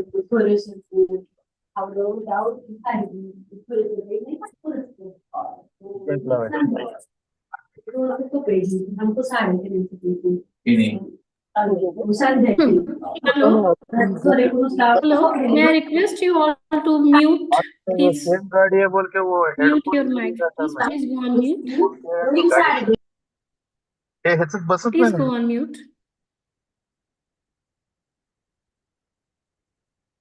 Please mute. ऐसा जोर जोर से सुनेंगे क्या? हाँ ऐसे सुनेंगे. अरे तो फिर आप पीछे आ जाओ, तो साथ में एक बैठेंगे. We will start the session. We will start the session. Kindly go on mute, please. ठीक है सर. जोर जोर से बोलेगी. It is speaking बोलता है. Kindly go on mute, please.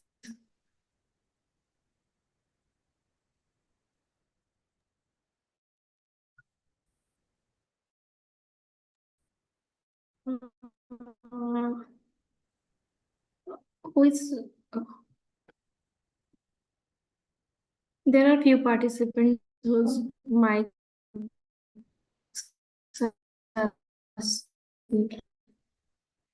on unmute.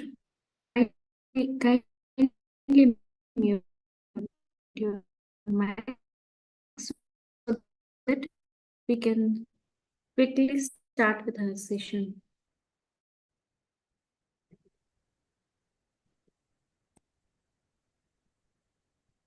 We need to complete our session by Right.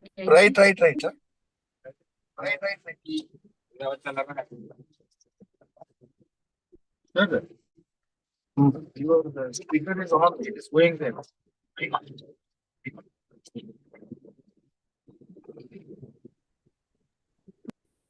I would like to know from you all that how many of you do not understand Marathi?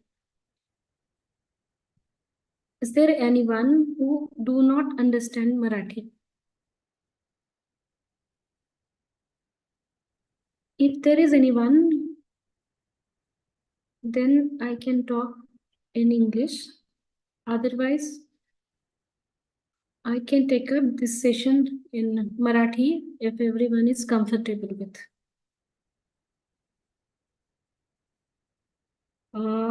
I think Shri Krishna Swami is not comfortable with Marathi. I think, okay, no problem. Okay जी sir कोई बात नहीं हिंदी या English में कर लेते हैं कोई बात नहीं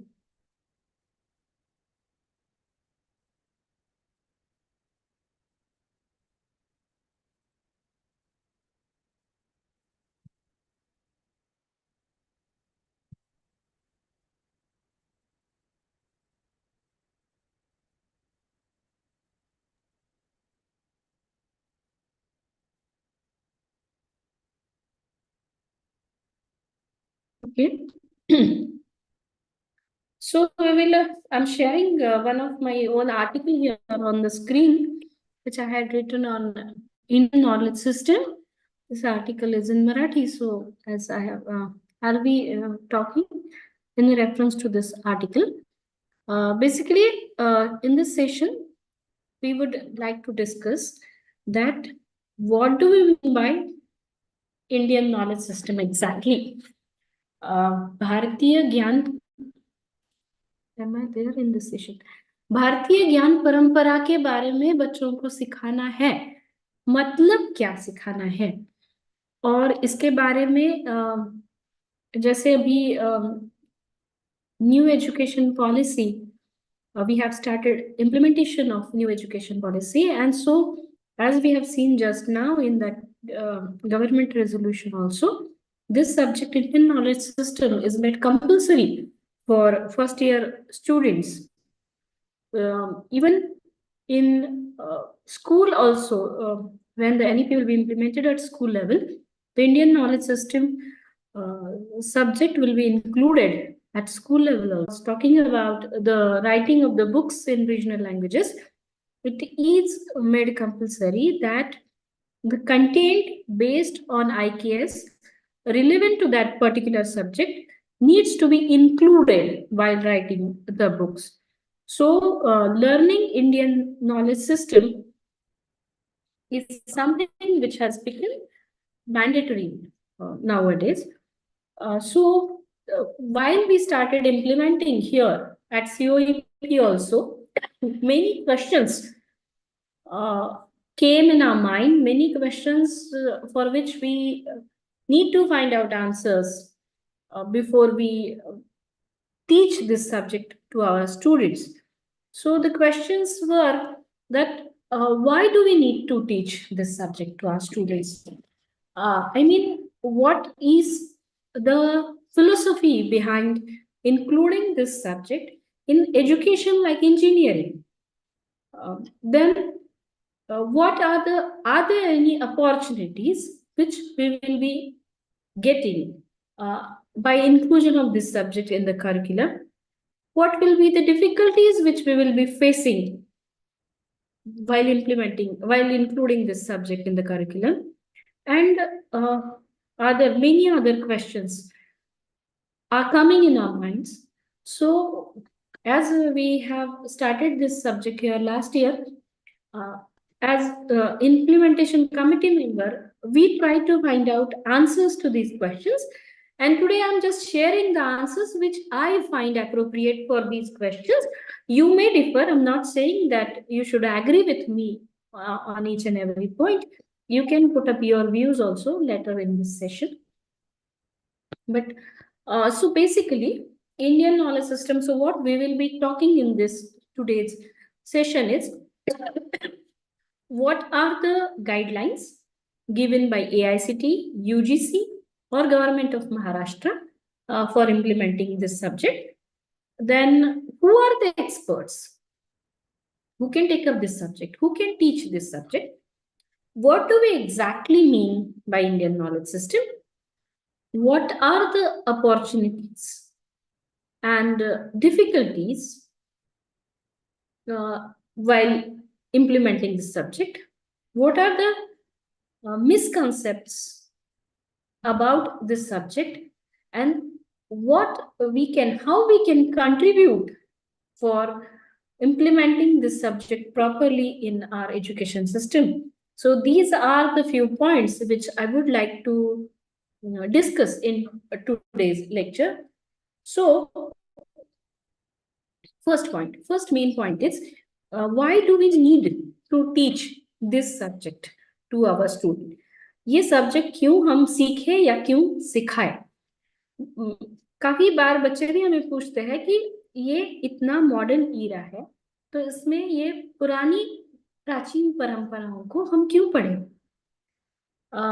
इसका एक लॉजिकल एक्सप्लेनेशन जो मुझे ठीक लगा वो ऐसा है कि नाउअडेज हम देख रहे हैं दुनिया में भी बहुत जगह अनेक देशों में कॉन्फ्लिक्ट्स चल रहे हैं, एक दूसरे से लड़ते रहते हैं देश, और एक दूसरे के ऊपर अपना धाक जमाने के लिए, अपना रौब जमाने के लिए हर तरह की ताकत बढ़ाने की कोशिश में लगे रहते हैं सारे देश। और हर एक देश को अपना अस्तित्व बनाए रखने के लिए भी अपनी ताकत की आवश्यकता है। मतलब जरूरी नहीं है कि किसी और के ऊपर धाक जमाने के लिए ही ताकत की जरूरत है, लेकिन अपना अस्तित्व बनाए रखने तक के लिए अपने को हर प्रकार की ताकत की आवश्यकता है। और बहुत सारे देश है, सबको सुपर पावर बनने की होड़ में लगे हैं। तो पहले कैसे था? पहले लोग केवल मिलिट्री पावर पे डिपेंडेंट थे दूसरे देशों को अपने कंट्रोल में रखने के लिए। लेकिन ताकत अनेक प्रकार की होती है, मतलब जैसे मिलिट्री पावर तो एक पावर हुआ, लेकिन फाइनेंशियल पावर भी है, आपका इंटेलिजेंस भी आपकी ताकत बन सकता है। जैसे डेमोग्राफिक डिविडेंड की बात करते हैं, तो आपके पास कितना डेमोग्राफिक डिविडेंड है, ये भी आपकी पावर है। तो आज हम सिर्फ मिलिट्री ताकत पे डिपेंडेंट नहीं है, तो आप सुपर पावर बनने के लिए आपके पास फाइनेंशियल और इंटेलेक्चुअल ताकत भी होने की जरूरत है। इसीलिए इनोवेशन, मतलब ये जो हमारा देश भी आत्मनिर्भर भारत के लिए जा रहा है, इसीलिए हम सब ज्यादा से ज्यादा पेटेंट ले, ज्यादा से ज्यादा टेक्नोलॉजीज इंडिजीनियस हो, इसका बहुत ज्यादा महत्व है, क्योंकि ये हमारी डिपेंडेंसी कम करता है दूसरे देशों के लिए। अगर आप लोगों ने न्यूज़पेपर में पढ़ा हो तो आपको पता है कि हल्दी और नीम, इनके पेटेंट्स काफी चर्चा में थे काफी दिनों पहले की, मैं थोड़े साल पहले की बात कर रही हूँ, कि हम सब लोग जानते हैं कि हम लोग हल्दी और नीम का इस्तेमाल रोजमर्रा की जिंदगी में हमेशा करते आए। हल्दी को एंटीसेप्टिक की तरह बिल्कुल पुराने जमाने से हमारे घरों में रोज के खाना बनाने में यूज किया जाता है।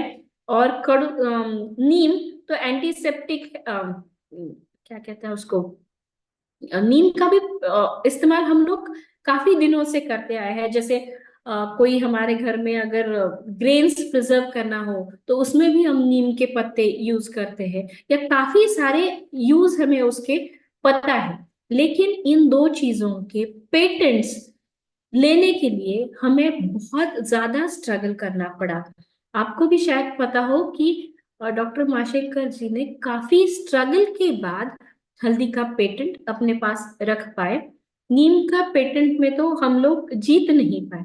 ये क्यों होता है? हम लोग अपनी ही चीजों के पेटेंट्स क्यों किसी और के पास क्यों चले जाते हैं?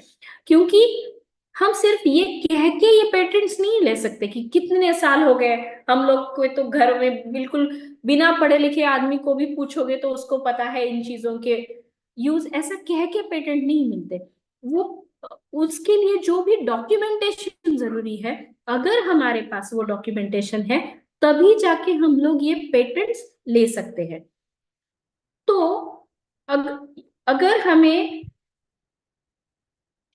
हो सकता है कि हमारी चीजों के पेटेंट अगर फॉरेनर्स ले तो हो सकता है कि इन चीजों को इस्तेमाल करने के लिए कल को जाके हमें ही पैसे देने पड़े।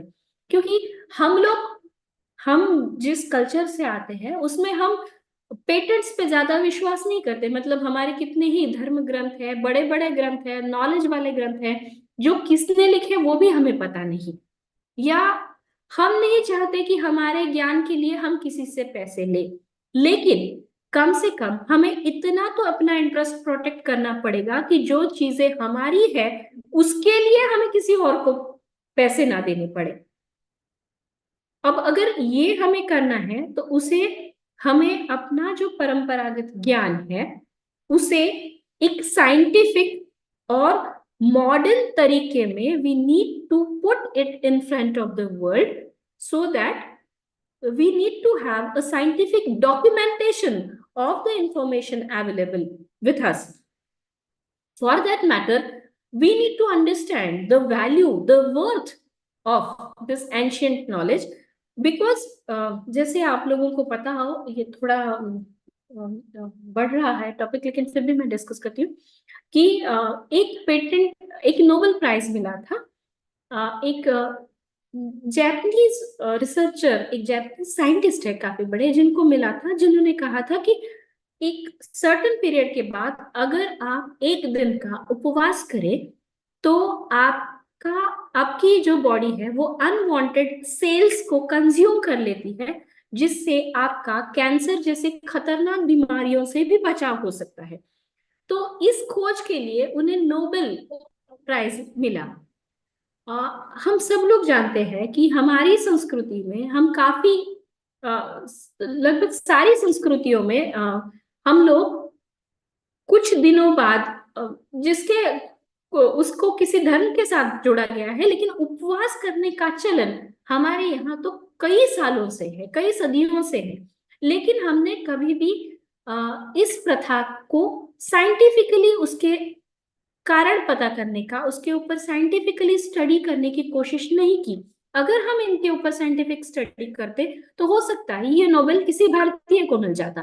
तो ऐसी अन्य कई परंपराएं हो सकती है कि हम अगर उनके कारणों को थोड़ा शास्त्रीय दृष्टि से देखें और ढूंढे तो हो सकता है कि कई नई खोजें निकल के आ सकती है, हमें कई नए पेटेंट मिल सकते हैं।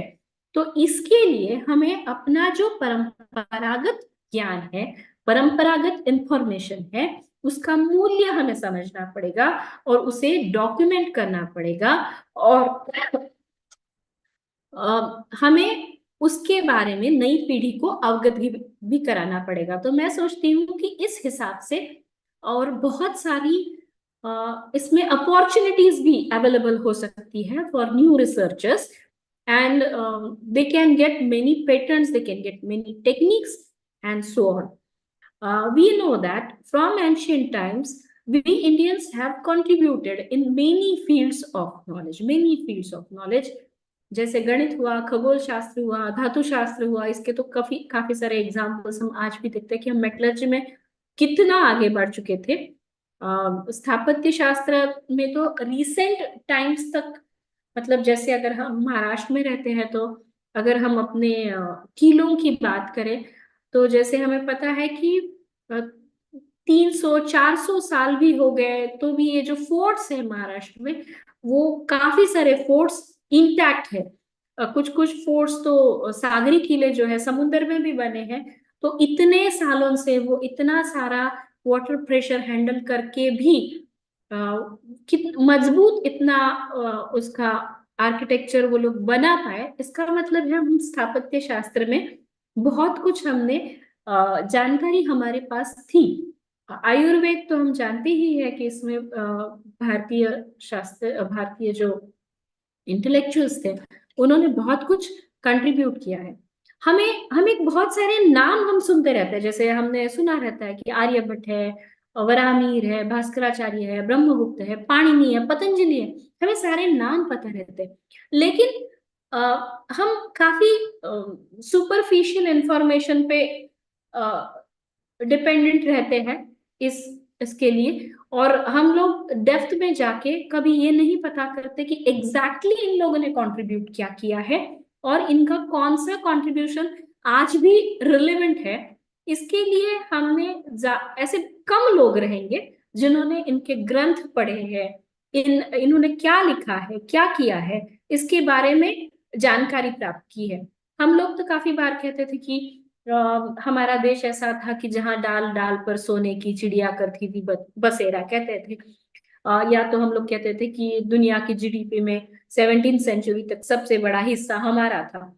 लेकिन हम अगर कोई हमें पूछे कि ऐसा क्या था हमारे पास कि हम लोग दुनिया में एक तरह से सुपर पावर थे, हमारे हो शटडाऊन केलं मी आता, ठीक आहे ह्याच्यात ऑन करा ना आधी. केलं. म्यूट करिए प्लीज म्यूट करिए. ये सब कहाँ रखूं? ये सब म्यूट करिए, 2-3 लोगों के माइक चालू है, प्लीज म्यूट करिए.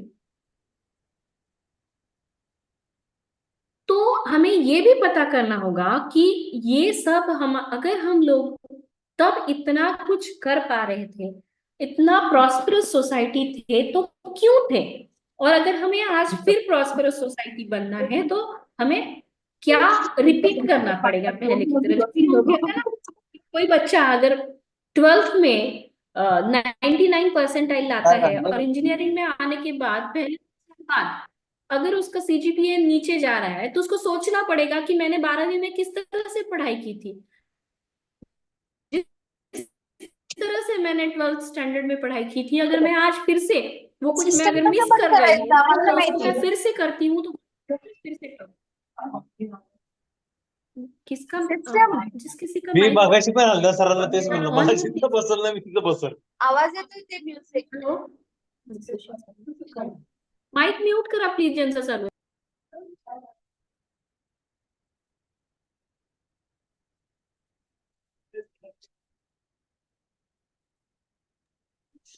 Hello, yes. पायल सर सांगा तेवढं. अमन, वो म्यूजिक सिस्टम ऑन है, वो कैसे बंद करते हैं मेरे को पता. अरे म्यूजिक सिस्टम ऑन है. Please mute. Can someone make out whose mic is unmute?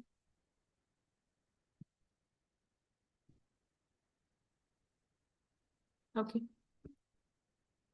thank you. So मराठीमध्ये म्हणतो ना आपण की काही लोक म्हणतात जुनं ते सोनं, काही लोक म्हणतात जुनं जाऊ द्या मरणाला गुणी, असे 2 मतप्रवाह आहेत भारतीय ज्ञान परंपरेबद्दल. पण महाकवी कालिदासांचा एक श्लोक आहे, जो श्लोक तुमच्या स्क्रीनवर दिसतोय तुम्हाला.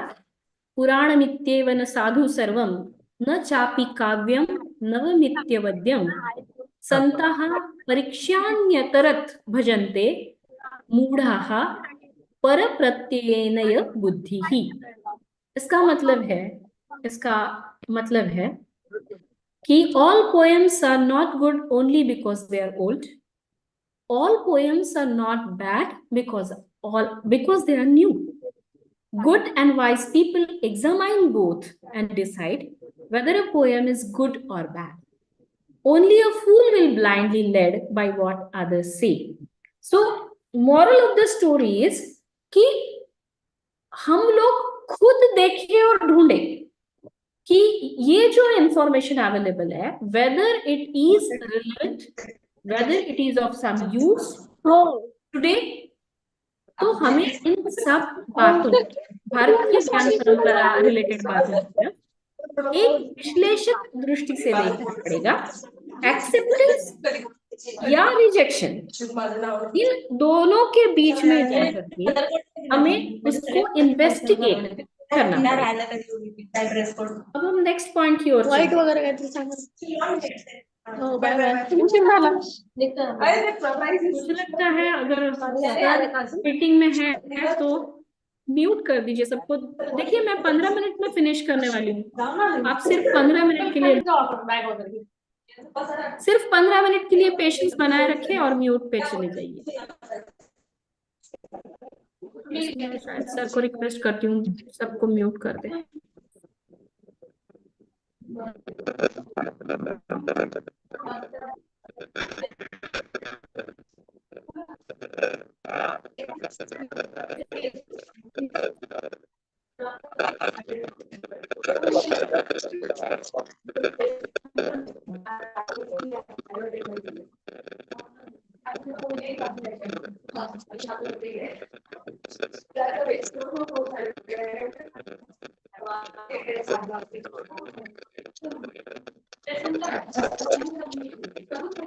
Sir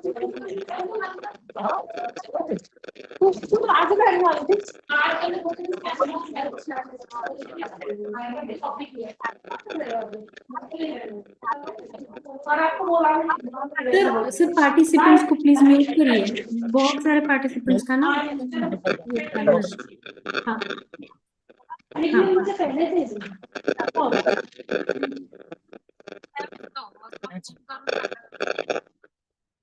Okay, so let us discuss that what do we exactly mean by Indian knowledge system. हमें जब इंडियन नॉलेज सिस्टम के बारे में पढ़ना है तो हमें कई हजार वर्षों पहले से बिल्कुल रिसेंट टाइम तक, मतलब जैसे अभी मैंने इंडियन फोर्ट्स की बात की, तो which might be built in 17th century, 16th century. So all the knowledge which is being generated here in India for last few thousand years, we need to take into account. So we cannot restrict ourselves to the political geographical boundaries of India which is today. Because for example, जैसे पाणिनि, आप सब लोग जानते हैं कि संस्कृत व्याकरण पे लिखा हुआ, पाणिनि ने जो ग्रंथ लिखा है वो संस्कृत व्याकरण पे लिखा है। वो ग्रंथ उन्होंने गांधार देश में लिखा है। ये जो गांधार है, जिसे आज का कंदहार कहते हैं, अब ये अफगानिस्तान देश में है। लेकिन क्या फिर हम पाणिनि का संस्कृत अध्ययन नहीं करेंगे भारतीय ज्ञान परंपरा में? तो उसे हमें करना पड़ेगा, क्योंकि हम कई हजार वर्षों पहले के ज्ञान से लेके बिल्कुल रिसेंट टाइम का जो ज्ञान जिसकी निर्मित भारत से रिलेटेड हुई थी उसका हम विचार कर रहे हैं। तो हमें ज्योग्राफिकल बाउंड्रीज पे रिस्ट्रिक्ट नहीं करना है अपने आप को। और अब इसमें किन चीजों का समावेश करेंगे हम? भारतीय ज्ञान परंपरा का मतलब क्या सिर्फ ग्रंथ है, जो लिखित रूप में ज्ञान अवेलेबल है उसे ही हम भारतीय ज्ञान परंपरा कहेंगे? तो नहीं, क्योंकि हमारे देश में काफी बार मौखिक रूप से ज्ञान का आदान प्रदान होता जा रहा है। तो इसीलिए हमें अपनी जो बहुत सारी कस्टम्स है, या लोक कथाएं हैं, या लोक साहित्य है, या हम लोग रोजमर्रा की जिंदगी में कुछ कहानियां सुनते सुनाते हैं, कुछ टिपिकल क्या कहते हैं उसको, गाने होते हैं, परंपरागत गीत होते हैं। हर एक घर में अलग अलग तरह के गीत गाए जाते हैं। या हम लोग अपने फेस्टिवल्स किस प्रकार से सेलिब्रेट करते हैं, या फिर हमारे यहाँ जो पारंपरिक नृत्य प्रकार है, या कई रीजनल नृत्य प्रकार भी है, और हमारे धर्म ग्रंथ हैं, या हमारे यहाँ बहुत सारे संस्कार होते हैं, या हम लोग बहुत सारी कलाएं, जैसे पारंपरिक आदिवासी समाज में तक बहुत सारी कलाएं हैं, वो कलाएं, या हमारे यहाँ खाद्य पदार्थ बनाने की बहुत सारी टेक्निक्स है, जैसे हमारे यहाँ ग्रेन्स को प्रिजर्व करने की, या चीजों को, जैसे आचार है। आचार अगर हम देखें तो भी कई तरह के आचार हमारे यहाँ बनाए जा सकते हैं। तो उसको बनाने की जो विधियां हैं, ये सब हमारी भारतीय ज्ञान परंपरा का हिस्सा है। इसीलिए हम सिर्फ लिखित ज्ञान का ही नहीं, बल्कि हर तरह से जो हमारे यहाँ ज्ञान उपलब्ध है उन सब का अध्ययन भारतीय ज्ञान परंपरा में कर सकते हैं। तो अब इसमें क्या चैलेंजेस है? अब इसमें चैलेंजेस ये है कि ये जो सारा ज्ञान है वो बहुत जगह बिखरा हुआ है। हमें उसको सारे ज्ञान को साथ में लाना पड़ेगा, उसको सॉर्ट करना पड़ेगा। हो सकता है कि उसका सीक्वेंस लगाने के लिए भी हमें कुछ कोशिश करना पड़े। हो सकता है कि उसके कुछ बीच के जो लिंक्स है वो मिसिंग हो, तो उन्हें ढूंढना पड़ेगा। आज के उस क्षेत्र के जो अध्ययन करने वाले लोग हैं उन्हें इसमें मेहनत करनी पड़ेगी, क्योंकि ये सारा कई साल पहले बहुत सारे लोगों ने काफी कुछ अध्ययन करने के बाद में अगर कोई ग्रंथ बनाया है और उसके कुछ पन्ने हमें आज मिल रहे हैं, कुछ हिस्से हमें आज मिल रहे हैं, कुछ नहीं मिल रहे हैं, तो केवल ऊपर ऊपर देख के हमें पता नहीं चलने वाला कि उसके अंदर क्या था। इसलिए हमें उसमें काफी ज्यादा अध्ययन करने की, जैसे मान लीजिए किसी का पीएचडी थीसिस है और उस पीएचडी थीसिस के कुछ पन्ने हमें मिल रहे हैं, कुछ पन्ने हमें नहीं मिल रहे हैं, तो हम जंप नहीं कर सकते कंक्लूजन पे कि ये रिलेवेंट है या ये इररिलेवेंट है। हमें उसको जोड़ना पड़ेगा, उसको अरेंज करना पड़ेगा, मिसिंग लिंक्स को कनेक्ट करने की कोशिश करनी पड़ेगी, और फिर जाके हो सकता है कि हम उसका पूरा का पूरा उसे समझ पाए। जैसे अभी हमने कहा कि जैसे मैं कह रही थी कि लिखित ग्रंथ के रूप में जो ज्ञान है वो तो है, लेकिन जो घर घर में हमारे यहाँ ज्ञान है, जैसे हल्दी का भी पेटेंट हुआ, नीम का भी पेटेंट हुआ, उसी तरह से हमारे यहाँ जब हमें थोड़ा बहुत कुछ हमारी हेल्थ खराब हो जाती है, तो हमारे घरों में ही हम लोग बहुत सारे दवाइयां उसके ऊपर हमें पता रहती है, गला खराब हो गया तो हल्दी वाला दूध ले लो, पता नहीं, ये भी एक पेटेंट वाली बात हो सकती है। या बहुत तरह के लोग होते हैं, इवन जो आदिवासी समाज के लोग होते हैं उन्हें बहुत सारी ऐसी पेड़ पौधे पता है जिनका इस्तेमाल हम मेडिसिन में कर सकते हैं, लेकिन इस सारी इंफॉर्मेशन को हमने जितना चाहिए उतना वैल्यू ना देने की वजह से हम उसके तरफ देखते नहीं है। मैंने कई साल पहले डॉक्टर B.N. पुरंदरे, एक बहुत फेमस गायनाकोलॉजिस्ट थे, काफी साल, एक 50 साल पहले के जमाने के वो बहुत ज्यादा एक्सपर्ट गायनाकोलॉजिस्ट थे, तो उन्होंने उनके ऑटोबायोग्राफी में लिखा है, उनकी माँ एक वैद्य घराने से आती थी, और जब डॉक्टर B.N. पुरंदरे का हाथ फ्रैक्चर हुआ और उनकी बहुत सारी सर्जरीज लाइंड अप थी, एंड ही वाज वरीड कि अब मेरा हाथ फ्रैक्चर है, बहुत सारी सर्जरीज मुझे करनी है, और उतना स्किल उनके सिवा किसी और के पास नहीं है, वो ऑपरेशंस उन्हीं को करने थे, लेकिन वो अब कर नहीं पाएंगे क्योंकि उनका हाथ फ्रैक्चर है। तो उनकी माँ ने उन्हें कहा कि आप उसको प्लास्टर मत लगाइए, मैं आपको उसके ऊपर एक लेप लगाती हूँ, उस लेप की वजह से आपका हाथ जुड़ भी जाएगा और आप अपना काम भी कर सकते हैं। तो उन्होंने उनके ऑटोबायोग्राफी में लिखा है, जो अवेलेबल है, और ये एक MD डॉक्टर, बिल्कुल रिनोन्ड डॉक्टर भारत के कह रहे हैं कि उन्होंने उस आयुर्वेदिक लेप के साथ अपना हाथ भी ठीक किया और अपना काम भी करते रहे। तो अगर हम टेक्निक्स कंपेयर करें तो हमें प्लास्टर लगाने से कुछ महीने हम अपना हाथ यूज नहीं कर सकते, लेकिन हमारे पास एक अल्टरनेटिव टेक्निक है जिसके साथ आप उससे कम तकलीफ में अपने हाथ को ठीक कर सकते हैं। या जैसे मेरी माँ मुझे बताती है कि उनके बचपन में जब किसी के दांत को कीड़ हो जाती थी, किसी का दांत, हम जैसे आजकल रूट कैनल करते हैं या डॉक्टर के पास जाते हैं, तो उनके यहाँ कोई वनस्पति हुआ करती थी कि जिसके धुएं को अगर आप इनहेल करें तो बस वो सारा इन्फेक्टेड आपका टूथ ठीक हो जाता था। तो ये हो सकता है कि हमारे पास इंडियन नॉलेज सिस्टम में कुछ बेटर टेक्निक्स थे, अगर जिनके बारे में आज हम जानकारी प्राप्त कर सकते हैं, तो हम पूरे मतलब सिर्फ भारतीय ही नहीं, पूरी दुनिया को इस जानकारी का उपयोग हो सकता है। इसलिए हमें ये सब ढूंढना पड़ेगा, और ये सब भारतीय ज्ञान है, और हमें इसको कंपेयर करना पड़ेगा आज की टेक्निक्स के साथ कि इसका आज क्या ये आज यूज होता है। कई बार ये होता है कि हम कहते हैं कि अगर आधा अधूरा हमारे पास जानकारी है तो उस आधे अधूरी जानकारी का उपयोग करने से नुकसान हो सकता है, और फिर हम कहते हैं कि वो पूरा शास्त्र ही खराब है। तो वो पूरा शास्त्र नहीं खराब है, वो जानकारी आधी अधूरी है। इसलिए हमें क्या करना पड़ेगा कि इस जानकारी को आज के उस क्षेत्र के जो एक्सपर्ट्स हैं उन्हें देखना पड़ेगा, उन्हें समझना पड़ेगा, उन्हें उसके ऊपर साइंटिफिक पेपर्स लिखने पड़ेंगे। आज की जो मॉडर्न मेजरमेंट टेक्निक्स है उसके हिसाब से उन दोनों को कंपेयर करना पड़ेगा और इसे दुनिया के सामने लाना पड़ेगा। तो इस डॉक्यूमेंट के साथ हम उस ज्ञान के ऊपर अपना हक बता सकते हैं।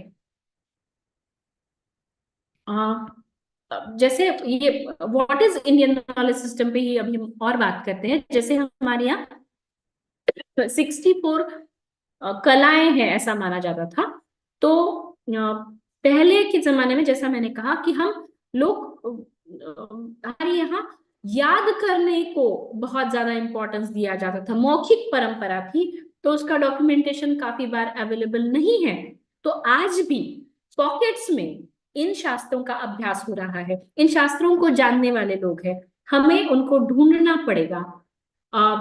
अनेक ऐसे ग्रंथ हैं कि जिनका निर्मिति का वर्ष हमें पता नहीं है, तो हमें मॉडर्न टेक्निक्स के साथ we need to find out that what was the in which century this knowledge was available here in our country, so that we can claim that we have invented this particular thing, as we do not know that how old this knowledge is for few for some of the things I'm talking about.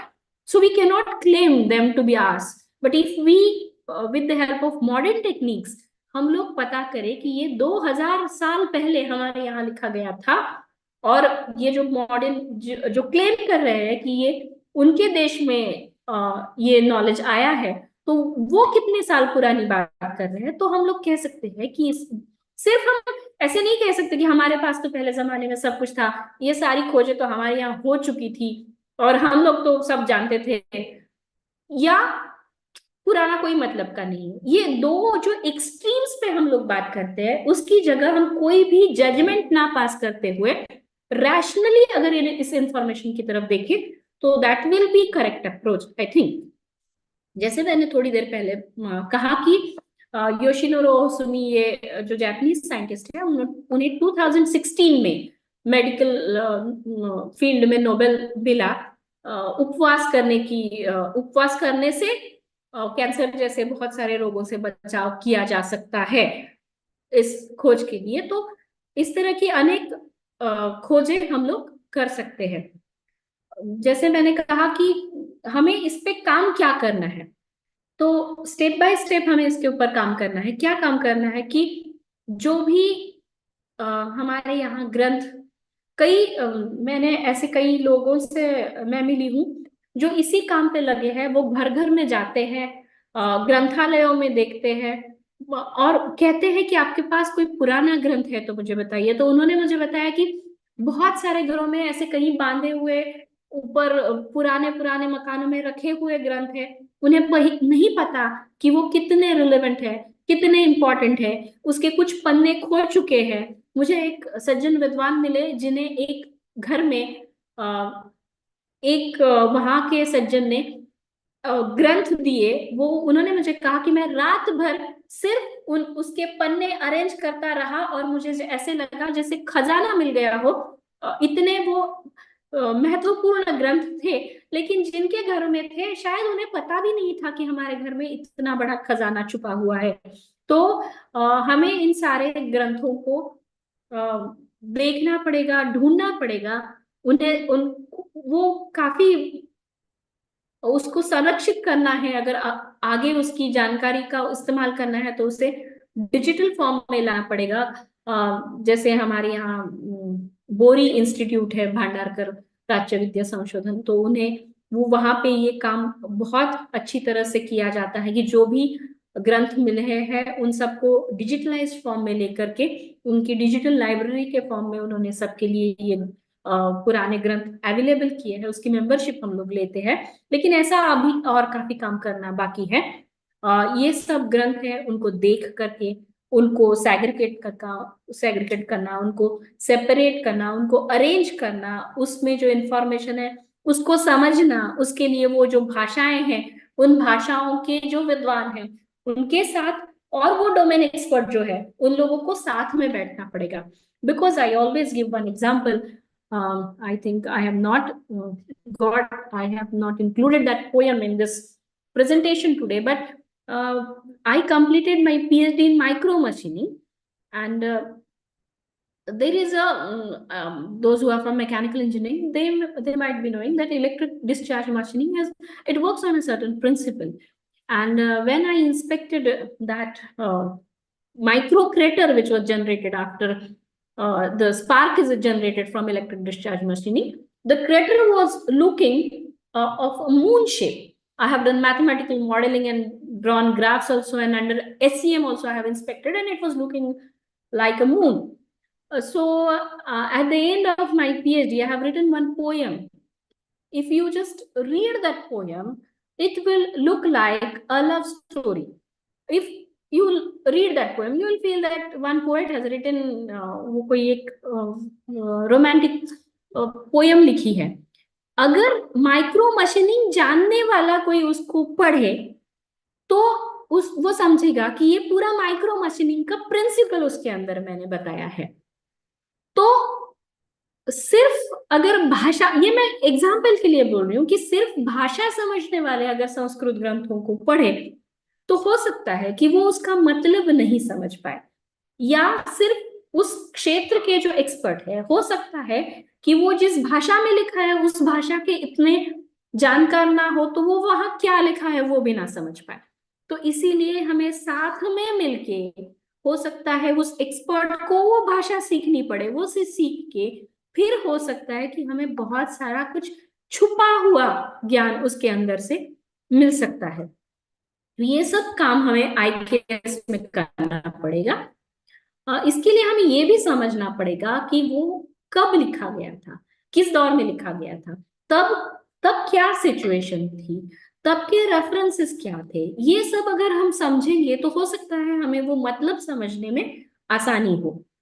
और फिर जो हमें फिर information मिलेगी उसके ऊपर हमें experiments करने पड़ेंगे. अब एक्सपेरिमेंट्स कैसे करना है इसका भी मैं एक एग्जांपल देती हूँ. It's already 5:30, I will finish in 5-10 minutes. जैसे हमारे कॉलेज में एक प्रोफेसर है जो सिविल डिपार्टमेंट में PhD उन्होंने किया है, वाटर प्यूरिफिकेशन में उनका PhD है. तो उन्हें वाटर प्यूरिफिकेशन की मॉडर्न टेक्निक्स पता है. उन्हें एक संस्कृत ग्रंथ में एक श्लोक मिला, सिर्फ एक श्लोक, जिसमें ऐसी बहुत सारी जड़ी बूटियों के नाम थे जो वाटर प्यूरिफिकेशन के लिए यूज हुए थे. तो फिर वो सज्जन वो श्लोक लेकर के बैठ गए. वहां पे जो नाम थे उन्हें आज क्या उनके साइंटिफिक के नाम है, वो कहाँ मिलेंगे, ये सब जड़ी बूटियां, ये सब उन्होंने ढूंढा.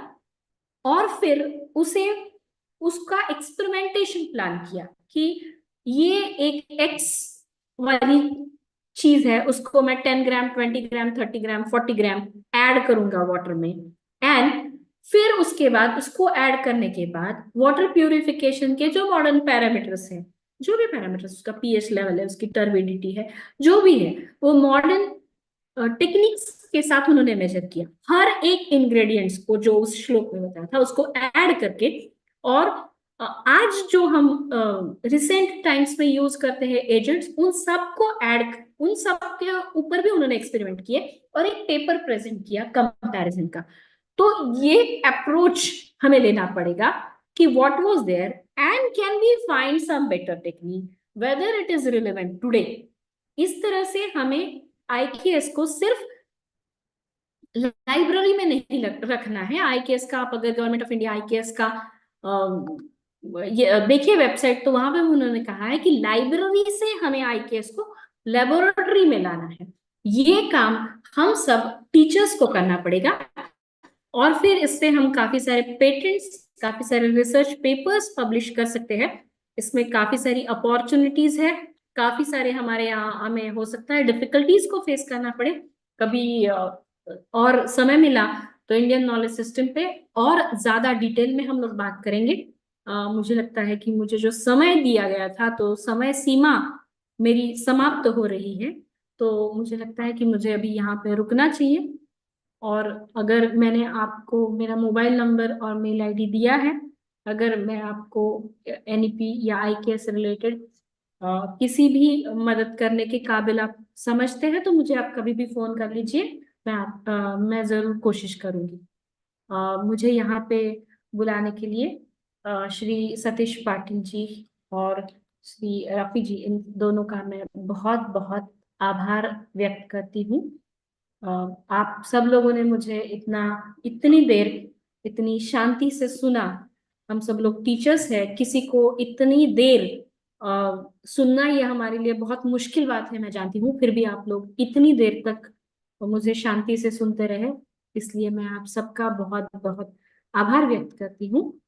और मैं इस सत्र को यहीं समाप्त करती हूँ। धन्यवाद।